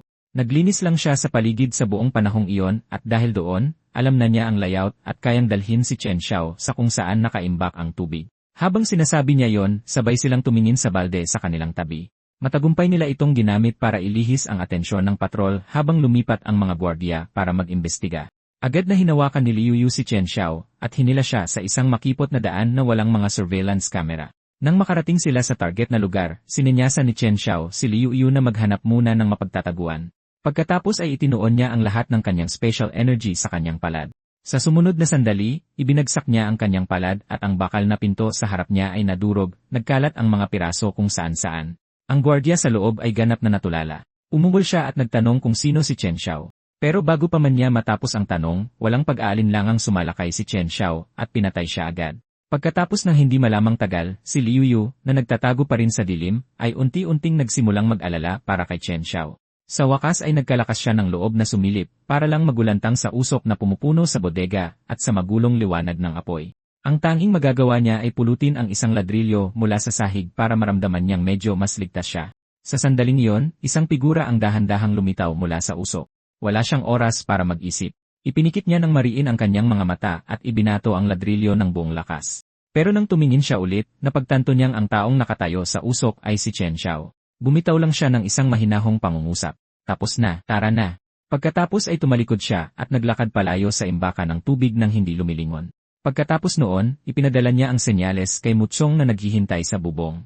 Nang makuha niya ito, mahinang tumawa si Mutsong at bumulong, talagang tinatapos ng taong to ang trabaho. Pagkatapos ay itinulak niya ang kariton ng mga Molotov cocktail na inihanda niya at ibinuhos ang buong karga ng diretsyo sa kuta sa 1 kilos. Ang kumakalat na apoy ay agad na nakakuha ng atensyon ng mga mandirigma ng base. At sa paunguna ni Liu, dapat ay mabilis na nakalabas si Chen Xiao. Pero bigla na lang, si Lu Wanking ay sumugod mula sa dilim at niyakap siya. Sa isang matamis at nagmamakaawang boses, nakiusap siya kay Chen Xiao na isama siya alang-alang sa kanilang pinagsamahan. Sinabi pa niya na basta mailabas niya siya doon, titigilan na niya ang issue tungkol sa paggamit niya ng pangalan niya para sa utang. Ibinaba ni Chen Xiao ang kanyang tingin sa namumula nitong mukha sa luha at naisip na kahit ngayon, hindi pa rin niya naintindihan ang sitwasyon. Patuloy na isinasalaysay ni Lu Wanking ang kanyang paghihirap ng walang tigil. Bawat salita ay puno ng hinanakit. Yumuko pa siya sa kanyang pag-iyak, ginagawa ang parehong mapang-akit na kilos na palagi niyang inaasahan. Pero umakto si Chen Xiao na parang wala siyang nakita. Ang mga imahe ng pagtataksil ni Lu Wanking sa kanya sa nakaraang buhay ay paulit-ulit na sumasagi sa kanyang isipan, dinudurog ang bawat natitirang piraso ng damdamin. Itinaas niya ang kanyang kamay at sinampal siya diretsyo sa sahig, malamig na sinasabi sa kanya na ang kanyang pag-arte ay kasing kaawa-awa pa rin tulad ng dati. Hindi na nag-abala si Chen Xiao na tingnan siya muli. Tumalikod lang siya at sinabi kay Liu Yu sa tabi niya na oras na para umalis. Tumingin si Liu Yu kay Lu Wanqing na nakahandusay sa sahig, halatang medyo nag-alinlangan. Pero hindi niya alam ang buong kwento, kaya sa huli, hindi siya nakialam. Sa wakas ay itinigil ni Lu Wanqing ang peking mapang-akit na kilos at tinitigan ang kanilang mga likod na may nag-aalab na puot sa kanyang mga mata. Tahimik na nanunumpa na pagbabayarin niya si Chen Xiao. Makalipas ang ilang sandali, nagmamadaling pumunta si Brother Liu sa imbakan ng tubig. Iisa lang ang nasa isip niya, kung nandoon pa ba ang kanyang tubig. Pero sa sandaling tumingala siya, nakita niya ang mga salitang iniwan ni Chen Xiao sa pader. Agad na sumiklab ang galit sa kanyang dibdib at sumigaw siya ng buong lakas, nagtatanong kung sino ang gumawa nito. Sa sandaling yon, pasuray-suray na lumapit si Lu Wanqing at sinabi kay Brother Liu na si Chen Xiao ang may kagagawa ng lahat. Pagkatapos ay isinandal niya ang kanyang sarili sa kanya sa isang sadyang mapang-akit na paraan at nagsimulang bumulong ng mga gawa-gawang paninira tungkol kay Chen Xiao sa kanyang tainga. Sumiklab sa galit si Brother Liu. Pagkatapos ay naisip niya na sa South Gate lang makakalabas si Chen Xiao. Kaya agad niyang inutusan ang kanyang mga tauhan na magmadali doon at harangan siya. Pero nakahanda na si Chen Xiao ng isang espesyal na regalo para sa kanya sa South Gate. Nang makitang sumusugod si Brother Liu mula sa malayo kasama ang isang buong pulutong sa likod niya, ngumisi si Chen Xiao at mapanuksong sinabi, "Ang bilis mo namang nakarating." Walang interes si Brother Liu na makipag-usap, iwinagayway niya lang ang kanyang kamay at ang kanyang mga alipors ay agad na umungol habang sumusugod kay Chen Xiao. Nang makita yon, hindi nag-atubili si Chen Xiao kahit isang segundo. Ibinato niya ang sulo sa tumpok ng mga bariles ng langis na inihanda niya.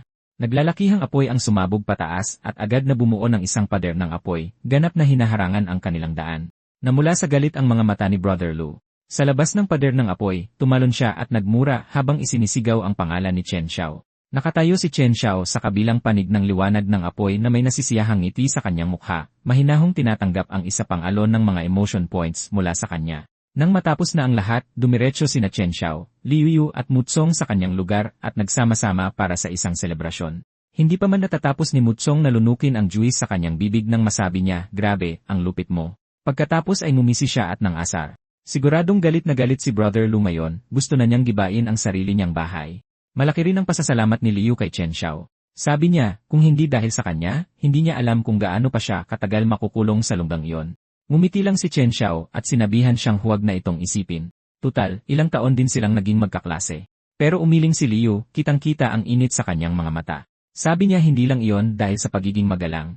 Pinadama sa kanya ni Chen Xiao na mayroon pa ring mga taong mapagkakatiwalaan sa mundong ito. Agad na napansin ni Mutsong ang tila romantikong kapaligiran at agad na nagbiro na sobrang galing ng diskarte ni Chen Xiao na pagliligtas sa dalaga. Pero pagkatapos ay iniba niya ang usapan at tinanong kung paano nalinis ni Chen Xiao nang mag-isa ang buong imbakan ng tubig, na para daw itong nanonood ng isang magic trick. Tumingin si Chen Xiao sa tumpok ng mga balde ng tubig at sandaling natigilan. Pagkatapos ay sinabi niya kay Mutsong na sa halip na itanong iyon, dapat ay simulan na niyang isipin kung paano ligtas na maibebenta ang ganoon karaming tubig. Agad na nawala ang ngiti sa mukha ni Muson at natulala siya ng matagal. Nang makita yon, maayos na iniba ni Chen Xiao ang usapan at binanggit na pagkatapos ng middle school graduation, halos wala na siyang narinig na balita tungkol kay Liu Yu. Agad na bumakas ang pait sa mukha ni Liu Yu at mahina niyang sinabi na may nangyari sa kanilang bahay pagkatapos ng graduation. Sa panahong iyon, parehong nawala ang kanyang mga magulang. Bago pa man makabawi sa gulat sina Chen Xiao at Mudsong, biglang sumiklab ang apoy sa labas ng bintana. Nagmamadali silang tatlo na lumabas para tumingin at natuklasan na ang buong kapitbahayan ay nasusunog na.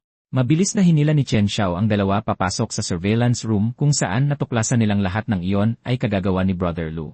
Sa galit, malakas na sinuntok ni Mutsong ang mesa at sumigaw, sinusubukan ba ng gagong iyon na sunugin ang lahat ng buhay? Pero agad na nabasa ni Chen Xiao ang plano ni Brother Liu. Malinaw na sinusubukan niyang gamitin ang moralidad at ang buhay ng mga inosenteng tao bilang tanikala para ikulong si Qin Xiao sa isang posisyong hindi niya matatakasan. Malas niya. Hindi na si Qin Xiao ang malambot na pusong hangal tulad ng dati niyang buhay. Sa isang high-temperature apocalypse, imposibleng maging tanga siya para hindi lagyan ang kanyang safe house ng pinakamataas na uri ng proteksyon sa sunog. Agad na inactivate ni Chen Xiao ang fire suppression system at isang mist na parang gel ang sumabog mula sa ilang nozzle na nakakabit sa mga panlabas na pader ng bahay.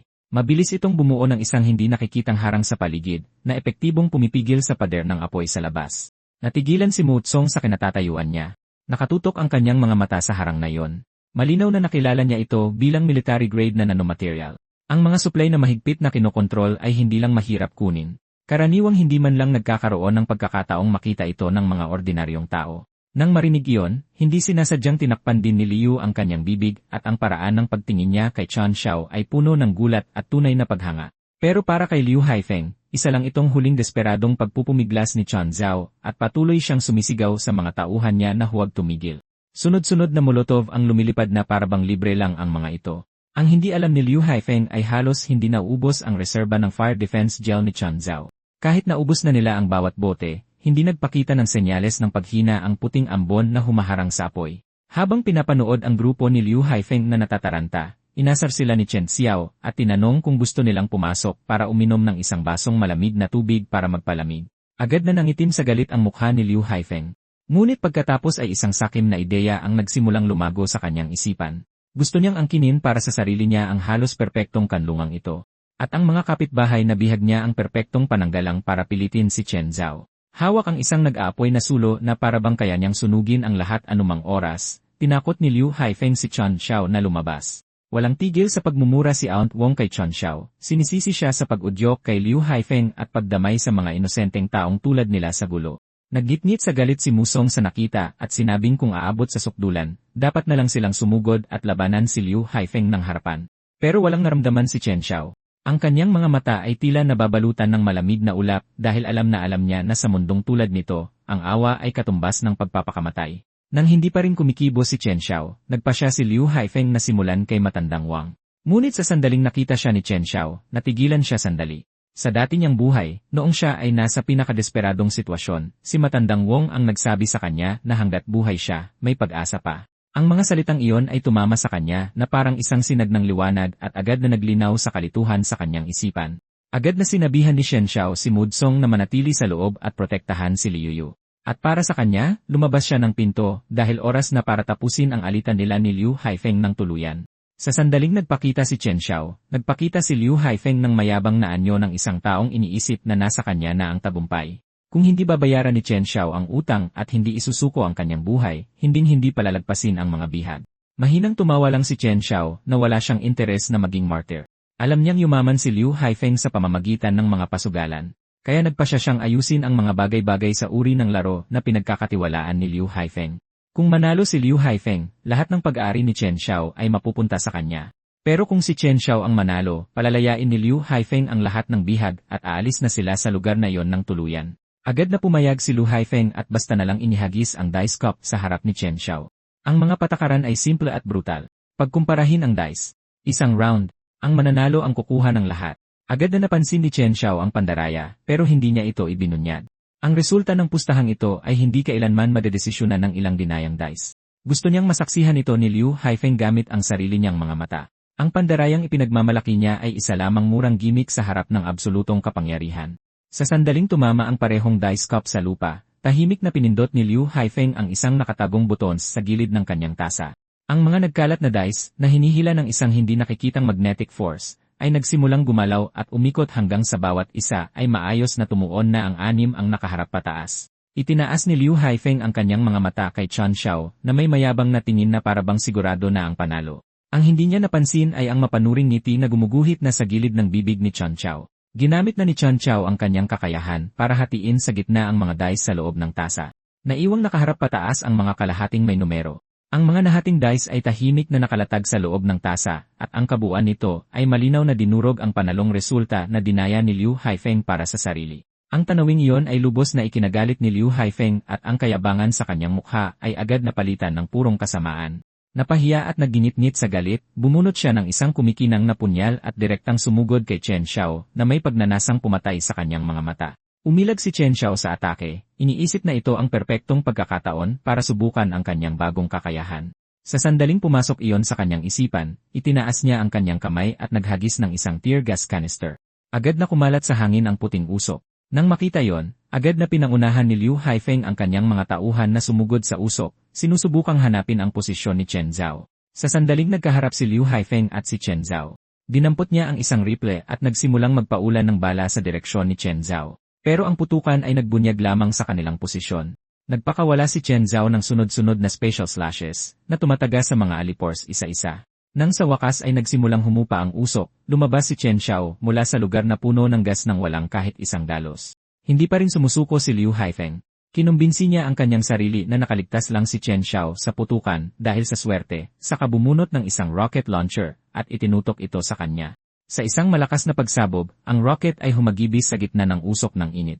Agad na inactivate ni Chen Xiao ang spatial barrier at isang hindi nakikitang pader ng enerhiya ang humarang dito sa ere. Agad na nawasak ang rocket dahil sa pagtama nito sa harang. Ang masamang tingin sa mukha ni Liu Haifeng ay tuluyang napalitan ng takot na umabot hanggang sa kanyang mga buto. Lumiit ang kanyang mga balintataw habang nakatitig siya ng tulala sa direksyon ni Chen Zhao. Kahit anong pilit niya, hindi niya maintindihan kung paano kayang harangin ng katawan ng tao ang isang rocket. Tuluyang nawala ng ganang lumaban si Liu Haifeng. Ang kanyang isip ay umiikot na lamang sa isang iniisip kung paano makaligtas sa kapahamakang ito. Alam din niya na pagkatapos niyang paulit-ulit na galitin si Shan Xiao, imposible nang matapos ito ng payapa. Mabilis na umikot ang utak ni Liu Haifeng at bigla na lang niyang binago ang kanyang tono. Brother Chen Xiao, isa lang itong hindi pagkakaunawaan, isang malaking hindi pagkakaunawaan. Maaari nating sabihin na nagkakilala tayo sa pamamagitan ng laban. Paano kung gumawa tayo ng kasunduan? Habang papalapit si Chen Xiao sa kanya na may balak pumatay, nagpakita ng mukhang nagmamakaawa si Liu Haifeng at nagsimulang makipag-usap tungkol sa negosyo. Sinabi niya na sa apokalipse, kahit maliit na sugat na may impeksyon ay maaaring ikamatay ng isang tao at nagkataong mayroon siyang malaking imbak ng gamot. Kung paliligtasin siya ni Chen Xiao, handa niyang ibigay ang kalahati nito. Sadyang hininaan ni Chen Xiao ang kanyang boses at diretsahang sinabi sa kanya na ang mga supply na kanyang naimbak ay higit pa sa kayang isipin ni Liu Haifeng. Sa katotohanan, pinapain niya si Liu Haifeng para magbunyag pa ng impormasyon tungkol sa gamot. Kinagat ni Liu Haifeng ang pain tulad ng inaasahan. Sa desperasyong matuloy ang kasunduan, isiniwalat niya ang lokasyon ng nakatagong imbakan ng gamot at idinagdag na siya lang ang nakakaalam ng password ng bodega. Isang ngiti ng kasiyahan ang dahan-dahang lumitaw sa gilid ng bibig ni Chen Zhao. Iyon lang ang kailangan niya. Tinapik niya si Liu Haifeng sa balikat at mahinahong sinabi, tapusin na natin ngayong gabi ang pagtatanong ko tungkol sa mga detalye ng ating partnership. Pwede tayong mag-usap sa ibang araw. Nang makalayo na si Liu Haifeng kay Chen Xiao, agad siyang tumakas kasama ang kanyang mga tauhan na puno ng takot. Ngunit mumisilang si Chen Xiao sa sarili. Akala ba talaga ni Liu Haifeng na mapipigilan siya ng isang password lang? Kahit wala yon, kayang buksan ni Chen Xiao ang pinto. Pagkatapos noon, nilapitan niya si Old Man Wong at sinabing maayos na ang lahat. Dahil kaliligtas lang sa kamatayan, sobrang pasasalamat ni Old Man Wong na sinabi niyang magtatrabaho siya na parang kalabaw o kabayo para kay Chen Xiao kung kinakailangan. Sinabihan siya ni Chen Xiao na huwag mag-isip ng ganoon at bumalik na lang, ikandado ang pinto, at magpahinga. Samantala, lumabas ang tunay na kulay ni Liu Haifeng. Sa kaloob-looban niya, lubos niyang minamaliit si Shan Xiao. Iniisip na isa lang siyang mainitin ang ulong bata na naniwalang ibabahagi niya ang gamot. Sa isip ni Liu Haifeng, isa lamang itong paraan para maantala ang mga bagay-bagay. Una, pakakalmahin niya ang bata. Pagkatapos, kapag nalinlang na niya ito para makuha ang mga supply, maaari na niya itong patayin kung kailan niya gusto. Kung akala ni Chen Xiao na malalamangan niya siya, masyado pa siyang bata at kulang sa karanasan. Agad na nakuha ng mga alipores ang iniisip ng kanilang boss at sunod-sunod silang nagsimulang sumipsip sa kanya, sinasabing napakatalino niya at kung maglakas loob si Chen Xiao na kalabanin siya, malamang ay hindi ito mabubuhay ng 3 araw. Gayunpaman, ang kakayahan ni Chen Xiao na pigilan ang isang rocket ay labis na ikinagulat ni Liu Haifeng. Paglingon sa katabing si Pineapple Head, inutusan niya itong alamin ang background ni Chen Xiao sa susunod na 2 araw. Ngunit bago pa man siya matapos magsalita, nagpakawala na si Chen Xiao ng isang special slash at diretsong hiniwa ang kanyang lalamunan. Agad na napagtanto ng mga alipors na gawa iyon ni Chen Xiao at natakot sila ng husto. Walang sinuman sa kanila ang naglakas loob na kunin ang katawan ni Liu Haifeng bago tumalikod at tumakas sa iba't ibang direksyon. Habang tinitingnan ang kaawa-awang bangkay ni Liu Haifeng, natigilan si Chen Xiao. Pagkatapos ay mahinahon niyang sinabi, Boss Liu, paalam. Kinabukasan, sunod-sunod na naglabas ng mga emergency bulletin ang balita na nagsasabing ganap nang nawala sa kontrol ang global heat crisis, ilang climate tipping points na ang nalampasan, at malapit nang bumagsak ang mga ecosystem. Formal na pinayuhan ng mga opisyal ang mga residente na gumawa ng sarili nilang desisyon batay sa kanilang sitwasyon. Maaaring lumipat sa hilaga sa mga pansamantalang northern shelter na inihanda ng gobyerno o manatili kung nasaan sila at maghintay ng saklolo. Ngunit, alam ni Xin Xiao na ang tinatawag na Northern Safe Haven na ito ay malapit nang maging isang bagong impyerno at ang paghihintay ng saklolo ay isang pantasya lamang. Nagsisimula pa lamang ang tunay na bangungot. Hindi magtatagal, magsisimulang lamunin ng mga mutated na hayop na kayang tiisin ang init ang bawat produkto ng sibilisasyon, at ang mga awakened na tao ay magsisimulang bumuo ng mga paksyon at magpapatayan sa pag-aagawan ng mga yaman. Kaya ang gusto ni Chen Xiao ay hindi lamang ipagtanggol ang safe house na ito, gusto niya itong gawing huling kuta na magpapanatili sa kanya na buhay sa apocalypse. Ngunit hindi nagtagal ang kanyang mapayapa at komportableng mga araw. Hindi nagtagal, sumiklab ang sama ng loob ng mga kapitbahay. Ang ilan sa kanila ay sumigaw ng buong lakas, "Tingnan niyo kami. Nagugutom kami dito at ang aming mga bahay ay natupok na ng apoy." At paano naman si Chen Xiao? Sinasarili niya ang isang kuta na ganoon kalaki at katibay, na may pagkain, tubig, at aircon sa loob. Bakit siya may ganyan? Galit na galit ang ilang tao kaya sinimulan nilang kalampagin ang kanyang pinto. Sumisigaw, "Chen Zhao, lumabas ka dyan. Kung tumulong ka lang sana noong dapat kang tumulong, hindi sana kami nagkaganito. May utang kang paliwanag sa lahat." Sa huli, hayagan pa silang sumang-ayon na dapat ibahagi ang safe house ni Chen Zhao at dapat magsalitan ang lahat sa pagtira sa loob nito para sa kaligtasan ng lahat. Binaliwala ni Chen Zhao ang lahat ng sigawan sa labas at mahinahong nagprito ng steak para sa sarili sa loob ng kuta. Nang maluto na ito na mayaman at mausok na lasa, inayos niya ito sa plato, nagdagdag ng ilang palamuti, kumuha ng magandang litrato, at ipinost sa group chat ng kanilang komunidad. Sa sandaling lumabas ang larawan, sumabog ang chat. Sunod-sunod na mensahe ng galit na insulto ang bumaha sa screen at ang sama ng loob ay halos tila umaapaw mula sa kanilang mga telepono. Sa apokalipse, ang walang magawang galit ang pinakamurang emosyon sa lahat. Ang mga tao sa labas ay halos manduling sa galit nang makita nila ito. Ang ilan sa kanila ay nagsimulang magmura noon din, nanunumpa na dahil tumanggi si Chen Xiao sa madaling paraan, papatayin nila siya dahil dito. Pagkatapos ng tanghalian, nagpasya si Chen Xiao na tingnan ang pasilidad ng gamot na binanggit ni Liu Haifeng. Ngunit sa sandaling paglabas niya, isang malupit na bugso ng init ang sumalubong sa kanya. Bago pa man siya tuluyang makapag-adjust dito, isang kutsilyo sa kusina ang lumipad diretsyo sa kanya. Nanlamig ang mga mata ni Chen Zhao. Maayos siyang umiwas at agad na ikinuyom ang kanang kamao. Ang grupo na nagbato ng kutsilyo ay sumusugod na sa kanya, sumisigaw na kung hindi niya ibibigay ang bahay, kukunin na lang nila ang kanyang buhay. Sa sumunod na segundo, biglang lumitaw si Chen Xiao sa harap mismo ng nangungunang lalaki. Sa isang sagupaan lang, binali niya ang pulso ng lalaki at inagaw ang kutsilyo mula sa kamay nito sa iisang galaw. Ang natitirang mga siga ay sumugod na parang mga baliw sa sandaling nakita nila yon. Iniwas-iwas lang ni Chen Xiao ang kutsilyo sa kanyang kamay. Sa isang iglap, iniwan niya ang bawat isa sa kanila na bugbog sarado at puno ng hiwa. Nang makitang walang balak tumigil si Chen Xiao, sinubukan ng blondeng siga na magpasikat at sumigaw, araw na araw. Akala mo ba pwede ka nalang pumatay ng tao? Nakatingin ang lahat. Ngunit ang peking katapangan na iyon ay gumuho sa bigat ng sarili niyang takot. Ibinaba ni Chen Xiao ang kutsilyo at tiningnan sila ng may paghamak. Patayin kayo. Madudumihan lang ang mga kamay ko para sa wala. Isa pa, ang pagpatay sa inyo agad ay masyadong madali para sa inyo. Sa isang apokalips kung saan ang nagnanaknak na sugat ay katumbas ng hatol na kamatayan, ang iwanan kayong buhay ng ganito ang pinakamalupit na parusa sa lahat. Hindi nagtagal, dumating si Chen Xiao sa gusali ng pabrika sa Western District na binanggit ni Liu Haifeng. Sa daan, maingat niyang sinira ang bawat surveillance camera sa kanyang ruta.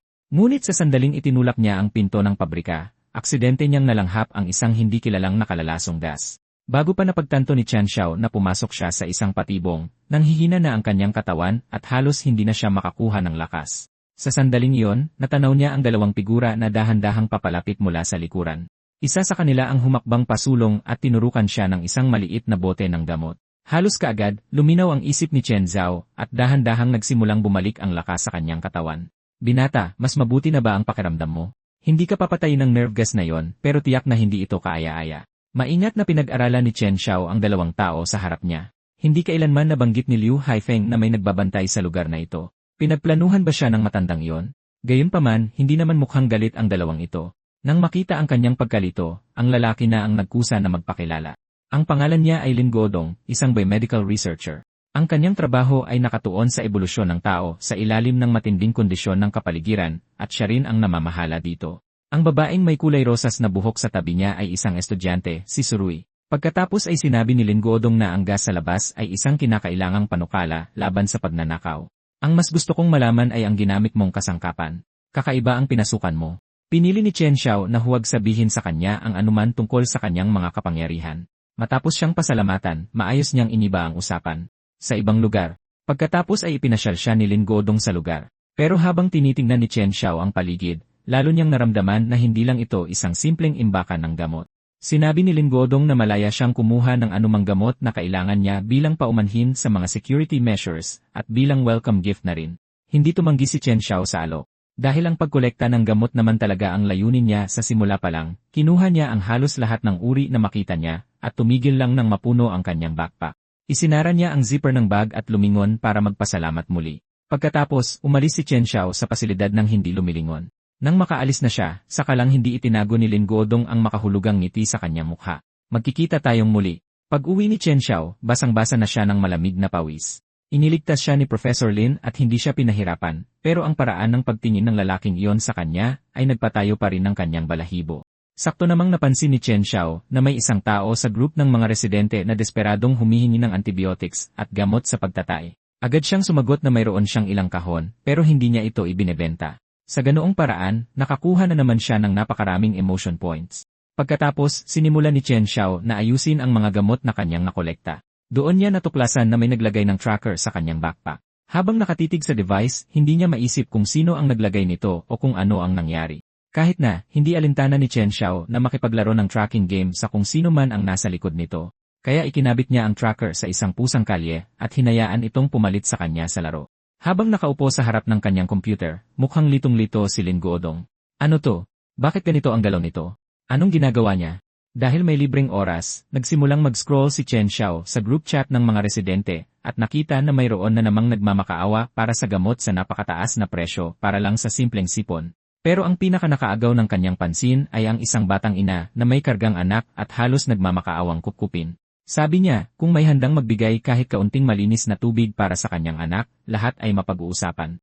Sa puntong ito, maaaring naawa na ang ilan sa inyong nanonood sa kanya, pero tiningnan ito ni Chen Xiao nang may paghamak. Sa dati niyang buhay, ginamit niya ang eksaktong modus na ito para makakuha ng iba't ibang benepisyo, at naloko pa nga siya para makuha ang kanyang deluxe instant noodles. Kahit na, nagmadali pa ring ipagtanggol siya ng mga tao sa grupo. Malas nila.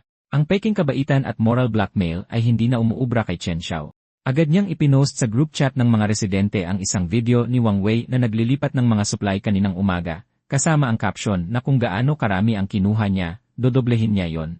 Sa kabilang dulo ng screen, nanlumo si Wang Wei. Hindi niya inakala na nag-install si Chen Xiao ng kamera sa pasilyo.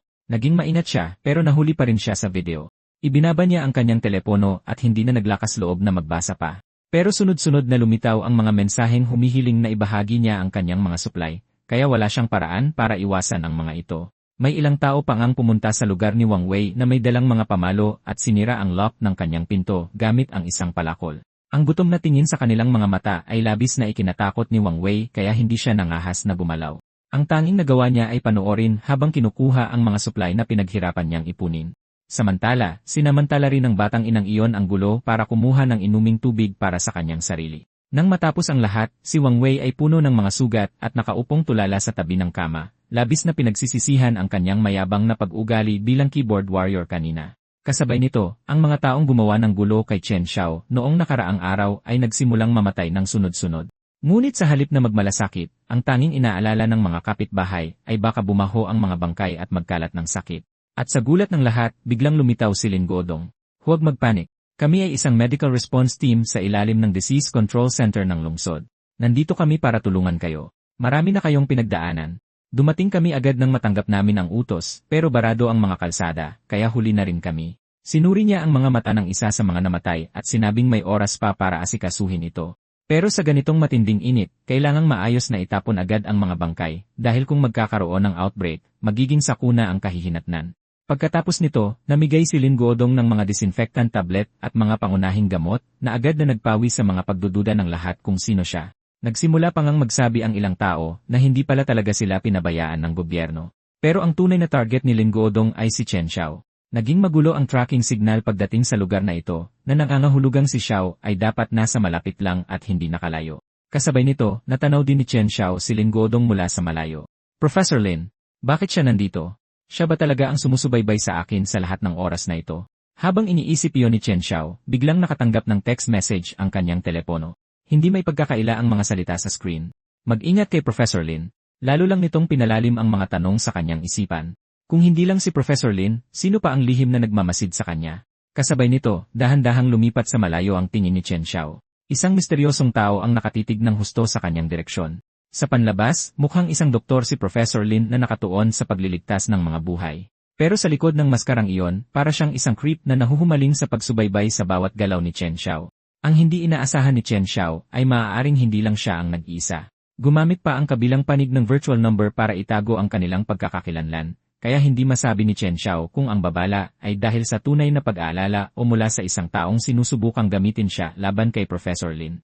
Hindi nagtagal, ipinaalis ni Professor Lin ang mga bangkay sa residential building at maraming residente ang labis na nagpapasalamat sa kanya.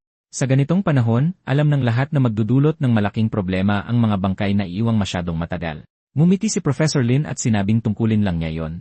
Pinaalalahanan din niya ang lahat na mag-ingat sa heat stroke at lumapit sa kanya anumang oras kung masama ang kanilang pakiramdam. Habang abala si Professor Lin sa pakikipag-usap sa mga residente, patuloy siyang pinagmamasdan ni Chen Xiao ng mabuti, naghahanap ng anumang kahina-hinala. At isang mansa na mukhang dugo ang nakaagaw ng kanyang pansin. Naalala ni Chen Xiao na hindi nagtagal matapos magsimula ang matinding init sa dati niyang buhay, may mga lugar kung saan may mga medical team na kumukuha ng mga blood sample mula sa mga residente sa ngalan ng pag-iwas sa epidemya. Hindi nagtagal pagkatapos noon, nagsimulang maglaho ng walang bakas ang mga malalakas at malulusog na tao. Gaya ng inaasahan, hindi nagtagal ay nag-post si Professor Lin ng abiso sa community board na nagsasabing upang maiwasan ang heat stroke at ang pagkalat ng mga kaugnay na nakakahawang sakit. Isang libreng health screening station ang itatayo simula kinabukasan. Mag-aalok ito ng mga pangunahing check-up, paggamot sa sugat, at mga nutritional supplement sa parking garage number 3, at sinumang makikilahok ay makakatanggap din ng isang bote ng tubig. Hindi nagtagal, sinundan ni Professor Lin ang tracking signal at natagpuan ang isang pusang kalye, na sa wakas ay nalutas ang misteryo ng magulong data ng lokasyon. Dahan-dahan niyang hinaplos ang pusang mukhang busog, ngunit ang ekspresyon sa kanyang mukha ay naging lubhang nakakabahala habang bumubulong siya sa sarili. Kaya nalaman na pala ako. Nakatago sa mga anino, tahimik na pinanood ni Chen Xiao ang lahat at ganap na nakumpirma na si Professor Lin ang sumusubaybay sa kanya. Kinabukasan, maraming residente ang pumunta sa parking garage number 3 para sa health check. Pero para sa karamihan sa kanila, hindi talaga ang paggamot ang punto. Ang tunay na atraksyon ay ang bote ng tubig na yon. At kumpara sa walang awang sikat ng araw sa labas, mas malamig niya ang pakiramdam sa underground garage. Nang sapat na ang mga tao, pinapila sila ni Professor Lin ng maayos at pinaghintay sa kanilang pagkakataon. Nakatago sa dilim, walang napansing halatang mali si Chen Xiao sa una. Nagbago iyon sa sandaling nagsimulang kumuha ng dugo si Professor Lin mula sa mga residenteng pumasok para sa check-up. Bagamat sinabi ni Professor Lin na ito ay isang routine examination lamang, hindi pa rin maiwasan ni Chen Xiao na isipin ang mga medical team mula sa kanyang nakaraang buhay. Ano ba talaga ang sinusubukang gawin ni Professor Lin? Sakto noon, may biglang sumigaw ng Professor Lin at sumugod palabas ng karamihan na natataranta. Naimpeksyon ang sugat ng kapatid ko. Pakiusap, iligtas niyo siya. Nang marinig iyon, mahinahong naglabas ng isang maliit na bote si Professor Lin. Ito ay isang bagong broad-spectrum enhancer. Pinapabilis nito ang paggaling ng sugat at nilalabanan ang impeksyon. Dahil doon, direktang itinurok niya ang gamot sa sugat ni Abu na may impeksyon at sinabihan itong magpahinga sa susunod na mga araw, sinasabing gagaling din agad ang sugat. Mukha pa rin kahabag-habag si Abu, pero may bahagyang ugat na nagsimulang umumbok sa kanyang sentido. Dahil sa distansya, hindi ito napansin ni Chen Xiao, pero alam niyang may inoobserbahan si Professor Lin. Kaya pinili ni Chen Xiao na sundan si Abu para makita kung ano talaga ang nangyayari. At tama nga, hindi nagtagal matapos umalis, biglang napaluhod si Abu na parabang sinusunog ng buhay ang bawat buto sa kanyang katawan. Kasabay nito, mabilis na kumalat sa kanyang braso ang mga ugat na kulay dugo.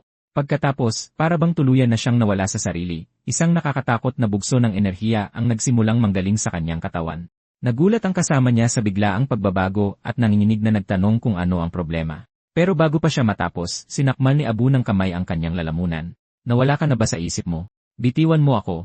Ako ang boss mo, si Jong Chong. Pero si Abu ay balot na sa mga pulang ugat, halatang nilamon na ng negatibong emosyon. Boss, noong itinulak mo ako para saluhin ang saksak para sayo, bakit hindi mo naalala na boss kita noon? Dahil doon, ibinalibag niya si Zhang Chong sa lupa ng walang bahid ng awa. Pero sa sandaling iyon, biglang nakaramdam si Abu ng panganib. Dahan-dahang lumabas si Chen Xiao mula sa dilim suot ang uniforme ng Jiahao High. Nakita siya nang nagmutate na si Abu at agad na sumugod kay Chen Xiao na parang isang baliw na hayop. Ang ikinagulat ni Chen Xiao ay may kakayahan pala itong labanan siya. Ang bilis at lakas ni Abu ay parehong tumaas ng higit sa 3 beses. Pero naninigas ang kanyang mga kasukasuan at halos lahat ng kanyang atake ay dire-diretso lang. Bawat senyales ay nagsasabi kay Chen Xiao na hindi ito isang normal na reaksyon sa gamot. Muling sumugod si Abu kay Chen Xiao. Nalaman na ni Chen Xiao ang lahat ng kailangan niyang malaman mula sa kanya. Kaya wala nang dahilan para panatilihin pa siyang buhay. Agad na binalot ni Chen Xiao ang kanyang palad ng special severing at malinis na tinanggal ang ulo ni Abu sa isang mabilis na atake. Bumagsak ang ulo ni Abu sa lupa at sa gilid ng kanyang mata, isang luha ng ginhawa ang tahimik na dumaloy. Hindi nagtagal matapos umalis si Chen Xiao, umalinggaw sa kalye ang matinis na tunog ng mga yabag. Pabulong na sinabi ni Professor Lin na malinaw na may nanobot trackers ang serum, kaya dapat walang naging problema. Kanina lang, stable pa ang signal. Pero sa sandaling natapos siyang magsalita, natigilan siya. Ang mutant na pinaghirapan niyang likhain ay napatay na. Mabilis na itinago ni Professor Lin ang kanyang pagkagulat at kalmadong inilabas ang kanyang mga medical tool para suriin ang sanhi ng kamatayan. Ang sobrang pag-activate na dulot ng Mi-7 prototype serum ay nag-trigger nga ng neural collapse, pero hindi iyon ang direktang sanhi ng kamatayan. Ang nakamamatay na sugat ni Abu, ang nakamamatay na pinsala ni Liu Haifeng, at kahit ang mga hiwa sa lock ng pinto noong isang araw, lahat ay may parehong katangian. Ang mga ito ay nakakakilabot sa linis. Walang nakikitang armas, walang espesyal na kagamitan, pero nagawa ang mga ganoong hiwa. Hindi iyon isang bagay na kayang gawin ng isang ordinaryong tao. Habang nagsasalita, isang kakaibang ngiti ang dahan-dahang gumuhit sa mga labi ni Professor Lin. Noong una niyang makita si Chen Xiao, naramdaman na niyang may kakaiba sa kanya. Mukhang tama nga siya. Marahil ay nasa kay Chen Xiao nga ang bagay na hinahanap niya. Bigla, isang pag-ubo ang nakaagaw ng pansin ni Professor Lin at agad siyang lumapit para suriin ang mga sugat ni Zhang Chong. Isang tingin pa lang ay alam na niyang malubha ang tama ni Zhang Chong at posibleng may pagdurugo sa baga. Pero halos walang pakialam si Zhang Qiang sa kanyang sarili. Sa halip, balisa siyang nagtanong tungkol kay Abu at hinimok si Professor Lin na tingnan muna ito. May pagsisisi sa kanyang boses, sinabi ni Professor Lin sa kanya kung ano ang nangyari kay Abu. Pagkatapos ay naglabas siya ng sketch ni Chen Xiao at tinanong kung kilala ito ni Zhang Cheng, sinabing ang nangyari kay Abu ay malamang nakonektado sa lalaking iyon. Nagtanong pa siya kung alam ni Zhang Cheng kung saan nagpunta si Chen Xiao. Sa paghahanap lang sa kanya, sabi niya, malalaman nila ang katotohanan at mapipigilan na mas marami pang masaktan. Inamin ni Zhang Cheng na hindi niya alam kung saan nagpunta si Chen Xiao, pero alam niya kung saan ito nakatira at sinabing maaari niya itong sabihin. Isang halos hindi makitang ngiti ang sumilay sa mga labi ni Professor Lin, bagamat nanatiling malumanay ang kanyang boses. Sinabi niya kay Zhang Cheng na huwag mag-alala at ang prioridad ngayon ay agarang propesyonal na paggamot. Ipinaliwanag niya na ang kanyang lab ay may pinakamahusay na kagamitan at dapat doon muna magpagaling si Zhang Cheng. Puno ng pasasalamat, nagpasalamat si Zhang Cheng sa kanya at sumunod sa lab. Habang papunta, hindi pa rin napigilan ni Zhang Qiang. Professor, pasensya na po sa abala, pero si Abu, paano po siya nagkaganon? Maayos lang naman siya kanina. Pagkatapos niyang matanggap yung iniksyon galing sa inyo. Halos 2 hakbang pa lang siya nang, bago pa siya matapos, biglang naramdaman ni Zhang Chong na may mali. Habang tahimik na nagsimulang umusbong ang hinala sa kanyang dibdib, pinanatili ni Professor Lin na kalmado ang kanyang tono. Bihira ang matinding rejection sa serum, pero hindi imposible, kaya magsasagawa kami ng buong pagsusuri para masigurong matatanggap mo ang pinakamahusay na paggamot. Huminto si Zhang Chong sa pasukan ng lab, nag-aalinlangan pa rin sa huli. Professor, paano kung umuwi na lang ako at doon magpagaling? Bigyan niyo na lang po ako ng antibiotics. Umakto si Professor Lin na parang walang narinig. Binuksan niya ang access door at malamig na sinabi, para sa kapakanan ng siyensya, at para sa sarili mo, manahimik ka. Dahil doon, sinenyasan niya ang mga tauhan sa lab na lumapit at itinulak nila si Zhang Chong papasok ng walang awa. Malakas na sumara ang mabigat na pinto ng lab at hindi nagtagal, nagsimulang umalingaw sa loob ang mga nakakakilabot na sigaw. Kasabay nito, nakahiga si Chen Xiao sa kanyang sopa, tahimik na iniisip kung ano talaga ang habol ni Professor Lin. Tapos, bigla na lang, umilaw ang video intercom sa pinto. Narinig ang boses ni Professor Lin sa speaker. Chen Xiao, si Professor Lin too. Pwede ba tayong mag-usap? Nasa labas lang ng pinto niya ang baliw na siyentistang iyon. Kaya dito ka talaga nakatira. Chen Xiao, pasensya na sa abala ngayong gabi. Pagkasabi niyan, dahan-dahang itinulak ni Professor Lin ang pinto at pumasok. Nakatayo sa sala, sinalubong ni Chen Xiao ang kanyang tingin. Professor Lin, naparito kayo ng ganitong oras, may kailangan po ba kayo? Mukhang kalmado si Professor Lin. Narinig kong dito ka nakatira, kaya naisip kong dumaan para makita ka. Siyempre, hindi pinaniwalaan ni Chen Xiao ang palusot na iyon, pero dahil kusa namang lumapit ang lalaki, nakipaglaro na lang din si Chen Xiao. Kaswal niyang sinabihan si Professor Lin na maupo. Tumingin-tingin sa paligid ng kwarto, makahulugang sinabi ni Professor Lin, kakaiba ang lugar na to, may double layer na heat-insulated glass, isang independent water circulation system. Hindi ito mukhang ordinaryong bahay. Mas mukha itong isang apocalypse shelter. Posible kayang alam mo nang darating ang sakunang ito ng matinding init. Sinagot ito ni Chen Xiao ng isang simpleng biro. Binili ko ang renovation package noong Singles Day sale ng nakaraang taon. Sabi ng contractor tatagal daw ito ng 50 taon. Akala ko nag-exaggerate lang siya, pero baka propeta pala ang taong iyon. Bahagyang ngumiti si Professor Lin. Interesante, pero Chen Xiao, ang totoong dahilan kung bakit ako naparito ngayong gabi ay dahil may gusto akong itanong sayo. Patay na ang kapitbahay mong si Abu, at hindi rin nagtagal, namatay si Liu Haifeng. Sinuri ko ang pareho nilang katawan, sa parehong kaso, ang cervical spine ay naputol agad at ang hiwa ay kasingkinis ng laser surgery. At pareho din ang sugat ni Liu Haifeng, ang ganoong hiwa ay hindi kaya ng ordinaryong patalim. Sa totoo lang, kahit mga armas ng militar ay baka hindi magawa iyon ng ganoon kalinis. Nang marinig iyon, sinadya ni Chen Xiao na magmukhang nakikinig sa isang magandang chismis. Huwag mong sabihin galing sa iisang gumawa ang murder weapon. Professor Lin, kung sakaling malaman mo, dapat mo talagang irekomenda sa akin. Tila inakala ni Professor Lin na sa wakas ay mahuhuli na niya itong nagkakamali at agad siyang nang ipit. At para saan mo naman eksaktong gagamitin yan? Hindi man lang kumurap si Chen Xiao. Para hiwain ang stick, syempre, lalo na sa ganitong panahon. Hindi stable ang ref at mabilis tumigas ang karne, kaya malaki ang pinagkaiba kapag maganda ang talim. Nabigo ang pag-uusisa ni Professor Lin at kitang-kita sa mukha niya ang pagkawala ng masabi. Kahit na, dahan-dahan siyang nagpatuloy. Kahit paano mo tingnan, parehong lalaki ay malamang pinatay ng isang tao, at kung sino man ang gumawa nito ay gumamit ng mga paraan na napaka-eksakto at propesyonal na malinaw na hindi ito isang ordinaryong tao. Agad na nanlamig ang ekspresyon ni Chen Xiao. Siguro minamalas lang sila at napakialaman ang isang bagay na hindi nila dapat ginalaw. Isang mapanuring kislap ang dumaan sa mga mata ni Professor Lin na parabang nakahanap na siya sa wakas ng pagkakataon. At gayunpaman, narinig ko na pareho silang may alitan sayo. Sa sandaling binitiwan ang mga salitang iyon, tila bumagsak sa nagyelong lamig ang temperatura sa silid. Bahagya lamang nang umiti si Chen Xiao. Professor Lin, ang lawak naman ng imahinasyon mo. Isa lang akong ordinaryong tao. Ano naman kaya ang magagawa ko? Pero sa kabilang banda, ang pagpunta mo rito sa kalagitnaan ng gabi na may dalang medical kit, huwag mong sabihin iniisip mo na mamamatay na rin ako. Bukod pa riyan, hindi ko matandaan na sinabi ko sayo kung saan ako nakatira. O, paano mo nga ba ako eksaktong nahanap? Sumagot si Professor Lin sa pamamagitan ng pagpapakita ng isang piraso ng footage. Nakikilala mo ang lalaking ito, hindi ba? Siya ang nagsabi sa akin na dito ka nakatira. Bahagyang nagdilim ang mga mata ni Chen Xiao. Talagang matibay si Zhang Chong para patuloy na kumapit. Sayang nga lang, ang mahulog sa kamay ng matandang tusong iyon ay marahil mas masahol pa sa kamatayan. Kaya nagtanong siya, at kumusta na siya ngayon? Sumagot si Professor Lin sa mahinahong boses. Umaangkop siya sa isang bagong paggamot. Sa ilalim ng matinding init, nag-evolve ang katawan ng tao. Mas mabilis lang siyang umuunlad kaysa sa karamihan. Ang sagot na iyon ay nagpaalarma sa isipan ni Chen Xiao. Talaga bang nagsasagawa ng eksperimento sa tao si Professor Lin? At higit sa lahat, ano nga ba talaga ang nagdala sa kanya rito ngayong gabi? Sa eksaktong sandaling iyon, ipinakita sa footage si Zhang Chong na biglang nagmutate. Pinunit niya ang bawat medikal na pagpipigil sa kanyang katawan. Biglang tumaas ang kanyang mga vital sign habang kumislap ng pula ang isang value. Genetic mutation rate, 37%. Pagkatapos ay idinulas ni Professor Lin ang isang hiringgilya patungo kay Chen Xiao. Ito ay isang immune enhancer na aking binuo. Nagpoprotekta ito laban sa maraming pathogen sa mga kapaligirang may mataas na temperatura at wala itong mga side effect. Habang nakatingin ng diretsyo kay Chen Xiao, dahan-dahang sinabi ni Professor Lin, alam kong hindi ka ordinaryo. Magpapatuloy ang init, magbabago ang mundo. Ang survival rate para sa mga normal na tao ay hindi man lang aabot sa 10%.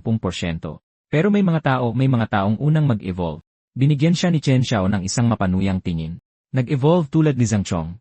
Mukha ni Professor Lin, iyan ay isang kinakailangang kabayaran. Ang siyentipikong pag-unlad ay laging nangangailangan ng isang taong mauuna. Nagtataglay ka ng mas matatag na evolutionary trait. Pwede tayong magtulungan at maghanap ng paraan para maka-adapt ang sangkatauhan sa bagong mundo. Gumaan ang sagot ni Chen Xiao, hindi na kailangan. Sa isang banda, gusto niya talagang makita kung ano ang magiging itsura ni Professor Lin kapag nalaman niyang tinanggihan siya. Tulad ng inaasahan, nagdilim ang mukha ni Professor Lin. Hindi mo kailangang tumanggi agad. Magpapatuloy ang init. Kakalat ang mga nakakahawang sakit. Sunod-sunod lang nalilitaw ang mga mutated na anyo ng buhay. Makipagtulungan ka sa akin at ang kaalaman na ito, ang teknolohiyang ito, ay magpapanatili sa iyong buhay ng mas matagal. Paubos na ang oras para sa lahat, pero kung magbago ang isip mo, laging bukas para sa iyo ang mga pinto ng aking laboratorio.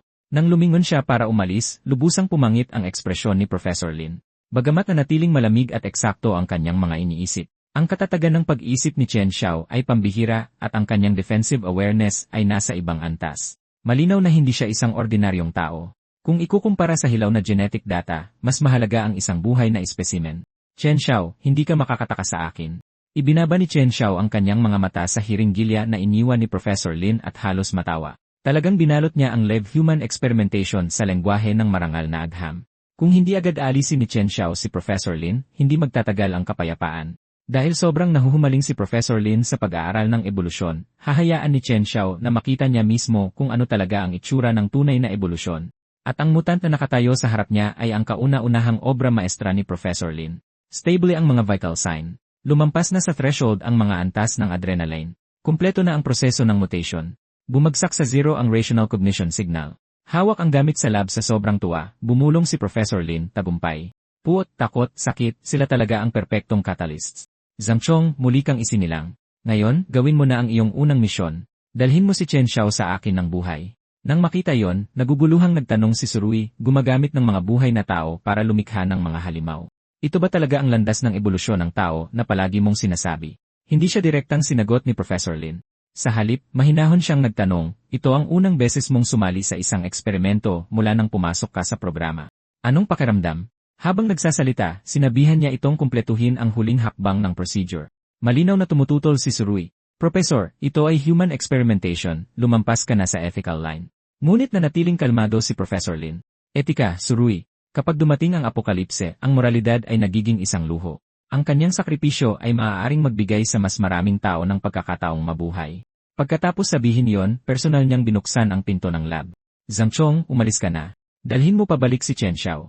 Umungol ng mahina sa kanyang lalamunan, tinitigan ni Zhang Chong ang bukas na pinto, pagkatapos ay humarurot palabas na parang isang hayop na sa wakas ay nakawala sa kulungan nito. Hindi nagtagal ay nakarating na siya sa lugar ni Chen Zhao. Ngunit nang pilitin niyang pumasok, walang katao-tao sa bahay.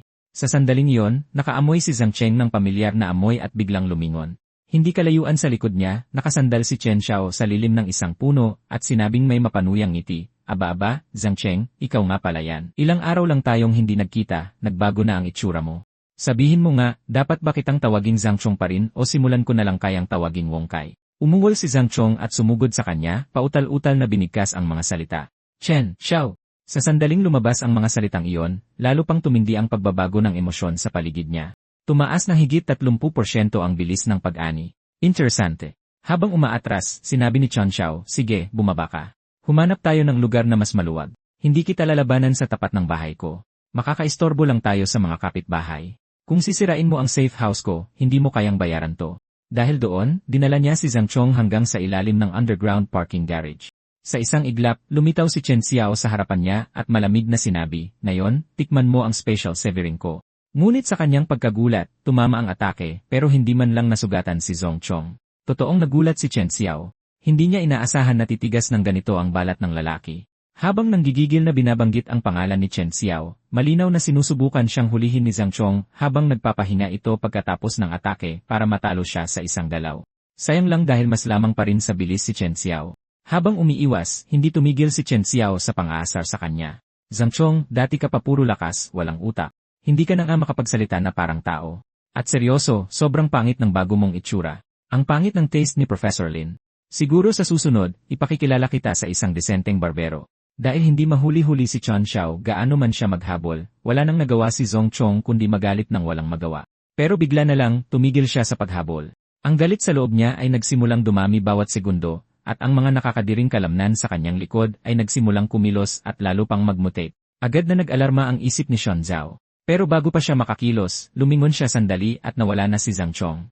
Nang maramdaman na may mali, biglang lumingon si Chen Xiao at nakita si Zhang Chong na umuungol habang lumitaw sa likuran niya. Mga matutulis na butong tinik ang patuloy na lumalabas mula sa kanyang katawan. Agad na nagdepensa si Chen Xiao at mabilis na umatras. Kahit na, isa sa mga tinik ay tumama pa rin sa isang mahalagang bahagi.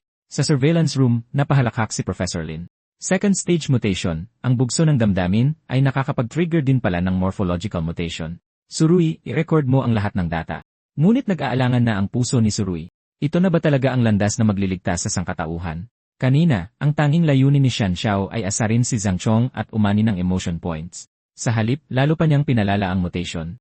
Si Zhang Chong ay naging isang halimaw na puno ng mga butong tinik at ang mga tinik na iyon ay nag-iwan na ng malubhang sugat kay Chen Xiao. Hindi siya binigyan ni Zhang Chong ng oras para makabawi. Pagkatapos mag-mutate, ang kanyang malakas na katawan ay bumulusok na parang bala at likas na itinaas ni Chen Xiao ang dalawang braso para sumangga.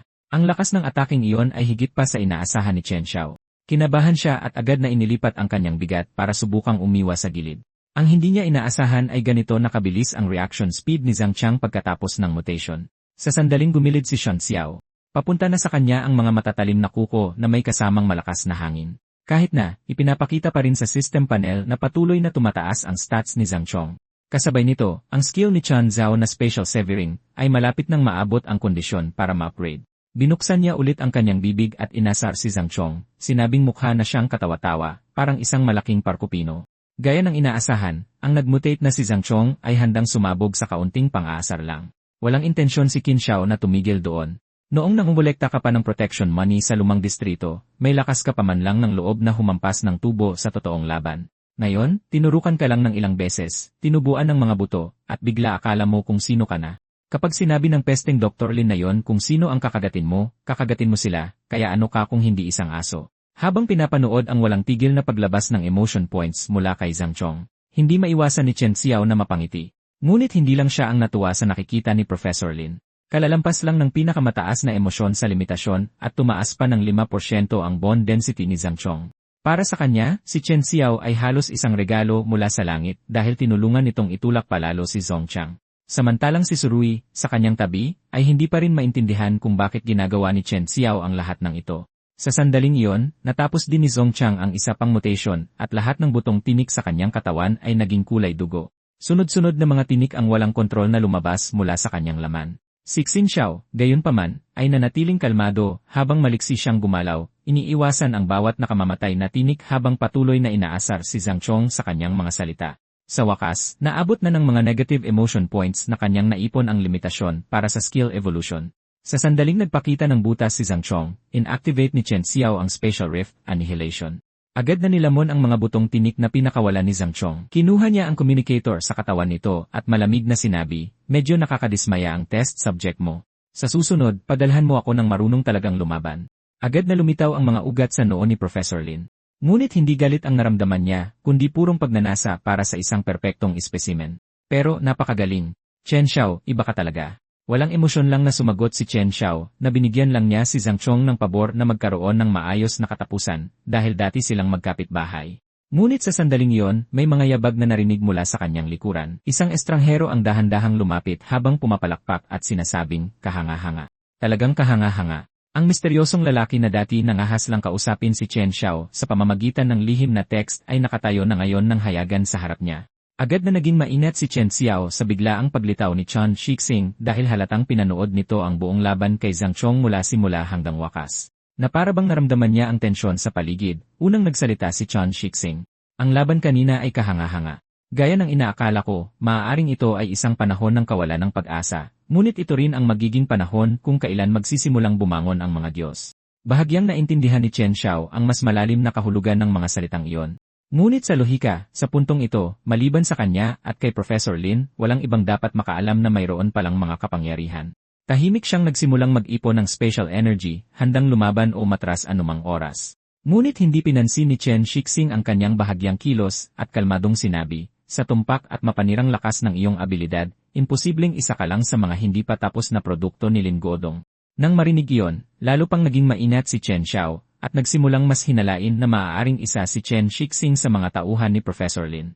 Ngunit ang sumunod na sinabi ni Chen Shixing ay nagpawi sa hinalang iyon dahil siya pala ang parehong tao na nag-text kay Chan Xiao kanina at nagbabala sa kanya na lumayo kay Professor Lin. Sa sandaling iyon, ang tanging hindi pa rin maintindihan ni Chen Xiao ay kung paano nakuha ni Chan Shixing ang kanyang numero. Bahagyang tumawa si Chan Shixing at prangkang sinabi na sa isang apocalypse kung saan bumabagsak na ang mga lumang patakaran, napakadali lang mag-trace ng isang numero ng telepono. Bukod pa riyan, ang ERC group na kinabibilangan niya ay may sariling intelligence network. Ang pangalan ko ay Chan Shixing at nandito ako sa ngalan ng RC para imbitahan kang sumali sa amin. Makakapag-alok kami sa iyo ng totoong tulong. Ngunit para kay Chan Xiao, ang tinatawag na organisasyon ng RC ay hindi gaanong mahalaga. Ang tunay na mahalaga ay ang katotohanang nagsimulang lumitaw ang mga ability user ng mas maaga sa buhay niya. Kahit na, patuloy pa rin sa pagsasalita si Chan Shixing tungkol sa mga benepisyo ng pagsali sa ERA. Hanggang sa sumunod na lang si Chen Xiao at nagtanong, kaya ano ba talaga ang ERC? Kalmadong sumagot si Chan Shixing. Ang ARSU ay isang organisasyon para sa paghahanap ng mga awakened individuals. Naniniwala kami na ang mundo ay sasailalim sa isang malaking pagbabago at ang mga tunay na elite lang ang karapat-dapat na magdala ng arko ng bagong panahon. At malinaw na kwalipikado ka. Chen Xiao, kaya kung ialok sa iyo ang mga bagay na hindi kayang ibigay ni Linggodong, mapapalakas ka namin. Hindi sa pamamagitan ng nakakadiring mutation, kundi sa pagpapahintulot sa iyong mapanatili ang iyong katinuan, kontrolin ang iyong kapangyarihan, at tumahak sa tunay na landas ng pag-angat na higit sa ordinaryong sangkatauhan. Nang marinig niya yon, naintindihan ni Chan Cao na, iyon pala yon. Ang RC ay isa lang palang pugad ng mga panatiko. Maaaring nagbago na ang mundo, pero siya pa rin ang tipo ng tao na hindi naniniwala sa mga Diyos, demonyo, o anumang banal na doktrina. At higit sa lahat, ayaw na ayaw ni Chen Xiao na ibang tao ang nagpapasya sa landas na tatahakin niya. Kahit pa ito'y isang ganap na baliw tulad ni Lin Guodong o isang nagpapakilalang elite na ipokrito tulad ni Chen Shixing, wala siyang pipiliin sa kanila. Tatahakin ko ang sarili kong daan. Sanay akong mag-isa, hindi ko kailangan ng sinumang magtuturo sa akin kung paano mabuhay, at tiyak na hindi ko kailangang sumali sa kung anong art group. Sa halip na magalit sa pagtanggi, tila mas lalo pang hinangaan ni Chen Shixing si Chen Xiao. Tumigil siya sa pangungumbinsi at tumalikod na lang para umalis, nag-iwan lang ng isang huling paalala. Sa isang mundong malapit ng gumuho, ang walang habas na pag-unlad ay maaaring magpanatiling buhay sa isang tao pansamantala, pero hindi magpakailanman. Sa araw na matanto mo na may hangganan ang lakas ng isang tao, ang mga pinto ng RC ay mananatiling bukas para sa iyo. Pagkasabi niyon, dahan-dahang naglaho ang anyo ni Chen Shixing. Habang pinagmamasdan ang mga bakas na iniwan niya, naisip ni Chen Xiao sa sarili na wala sa mga yon ang talagang alalahanin ni Chen Shixing. Pero, interesante. Mukha namang stable ang emosyon ng lalaki, pero malaki-laki pa rin ang naambag niyang negatibong emosyon.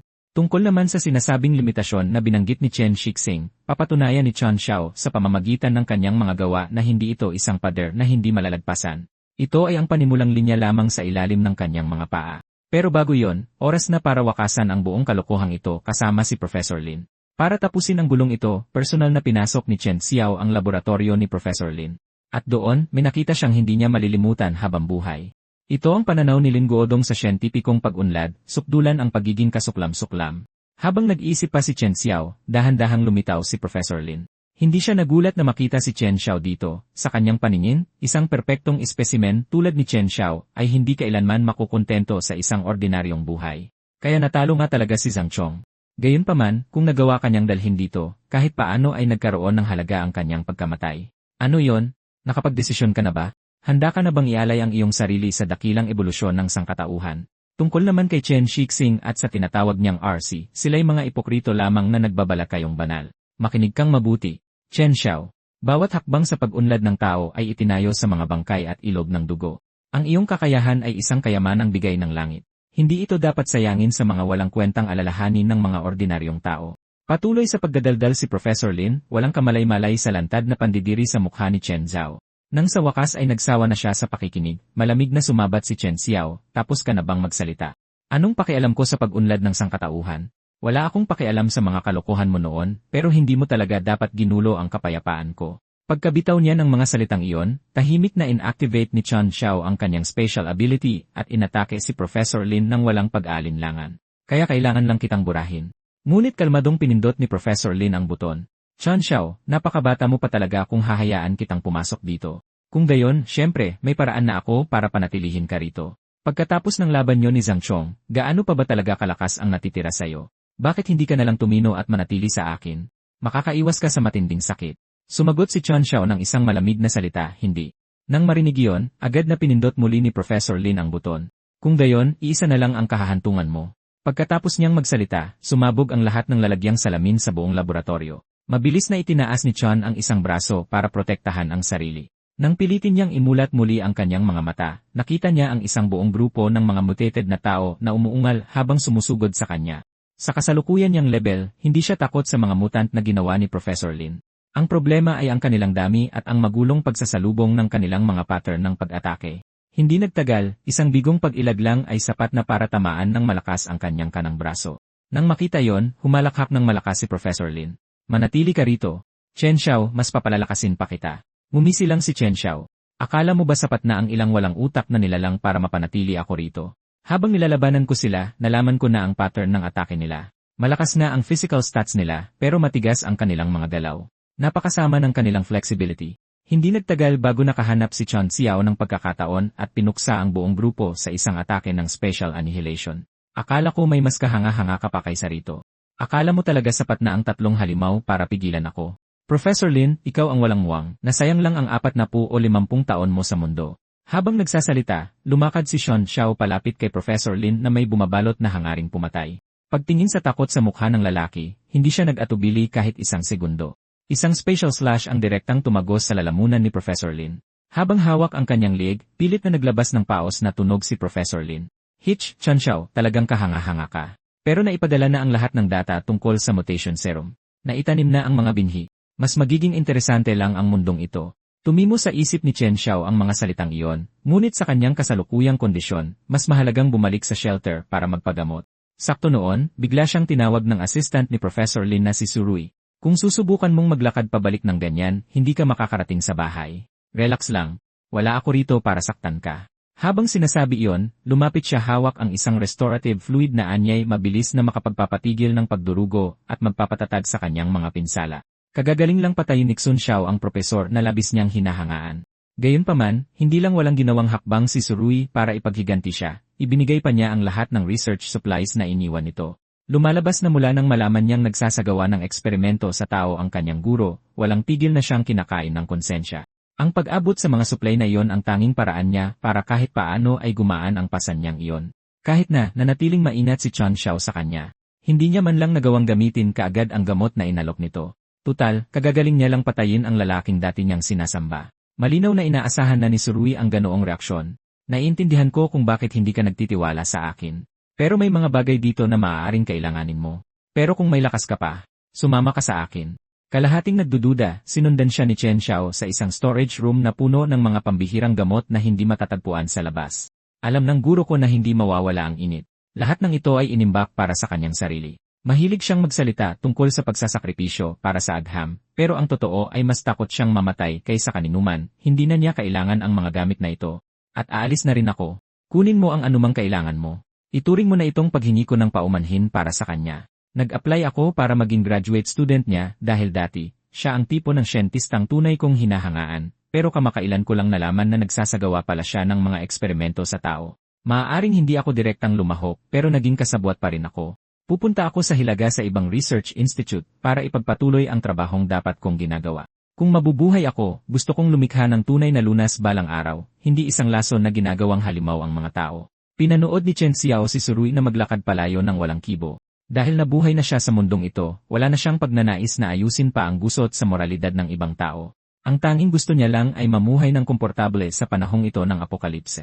Matapos kunin ang lahat ng kapaki-pakinabang na gamit na iniwan ni Professor Lin, sinunog ni Chen Xiao ang buong pasilidad. Samantala, patuloy na lumalala ang pandaigdigang heatwave.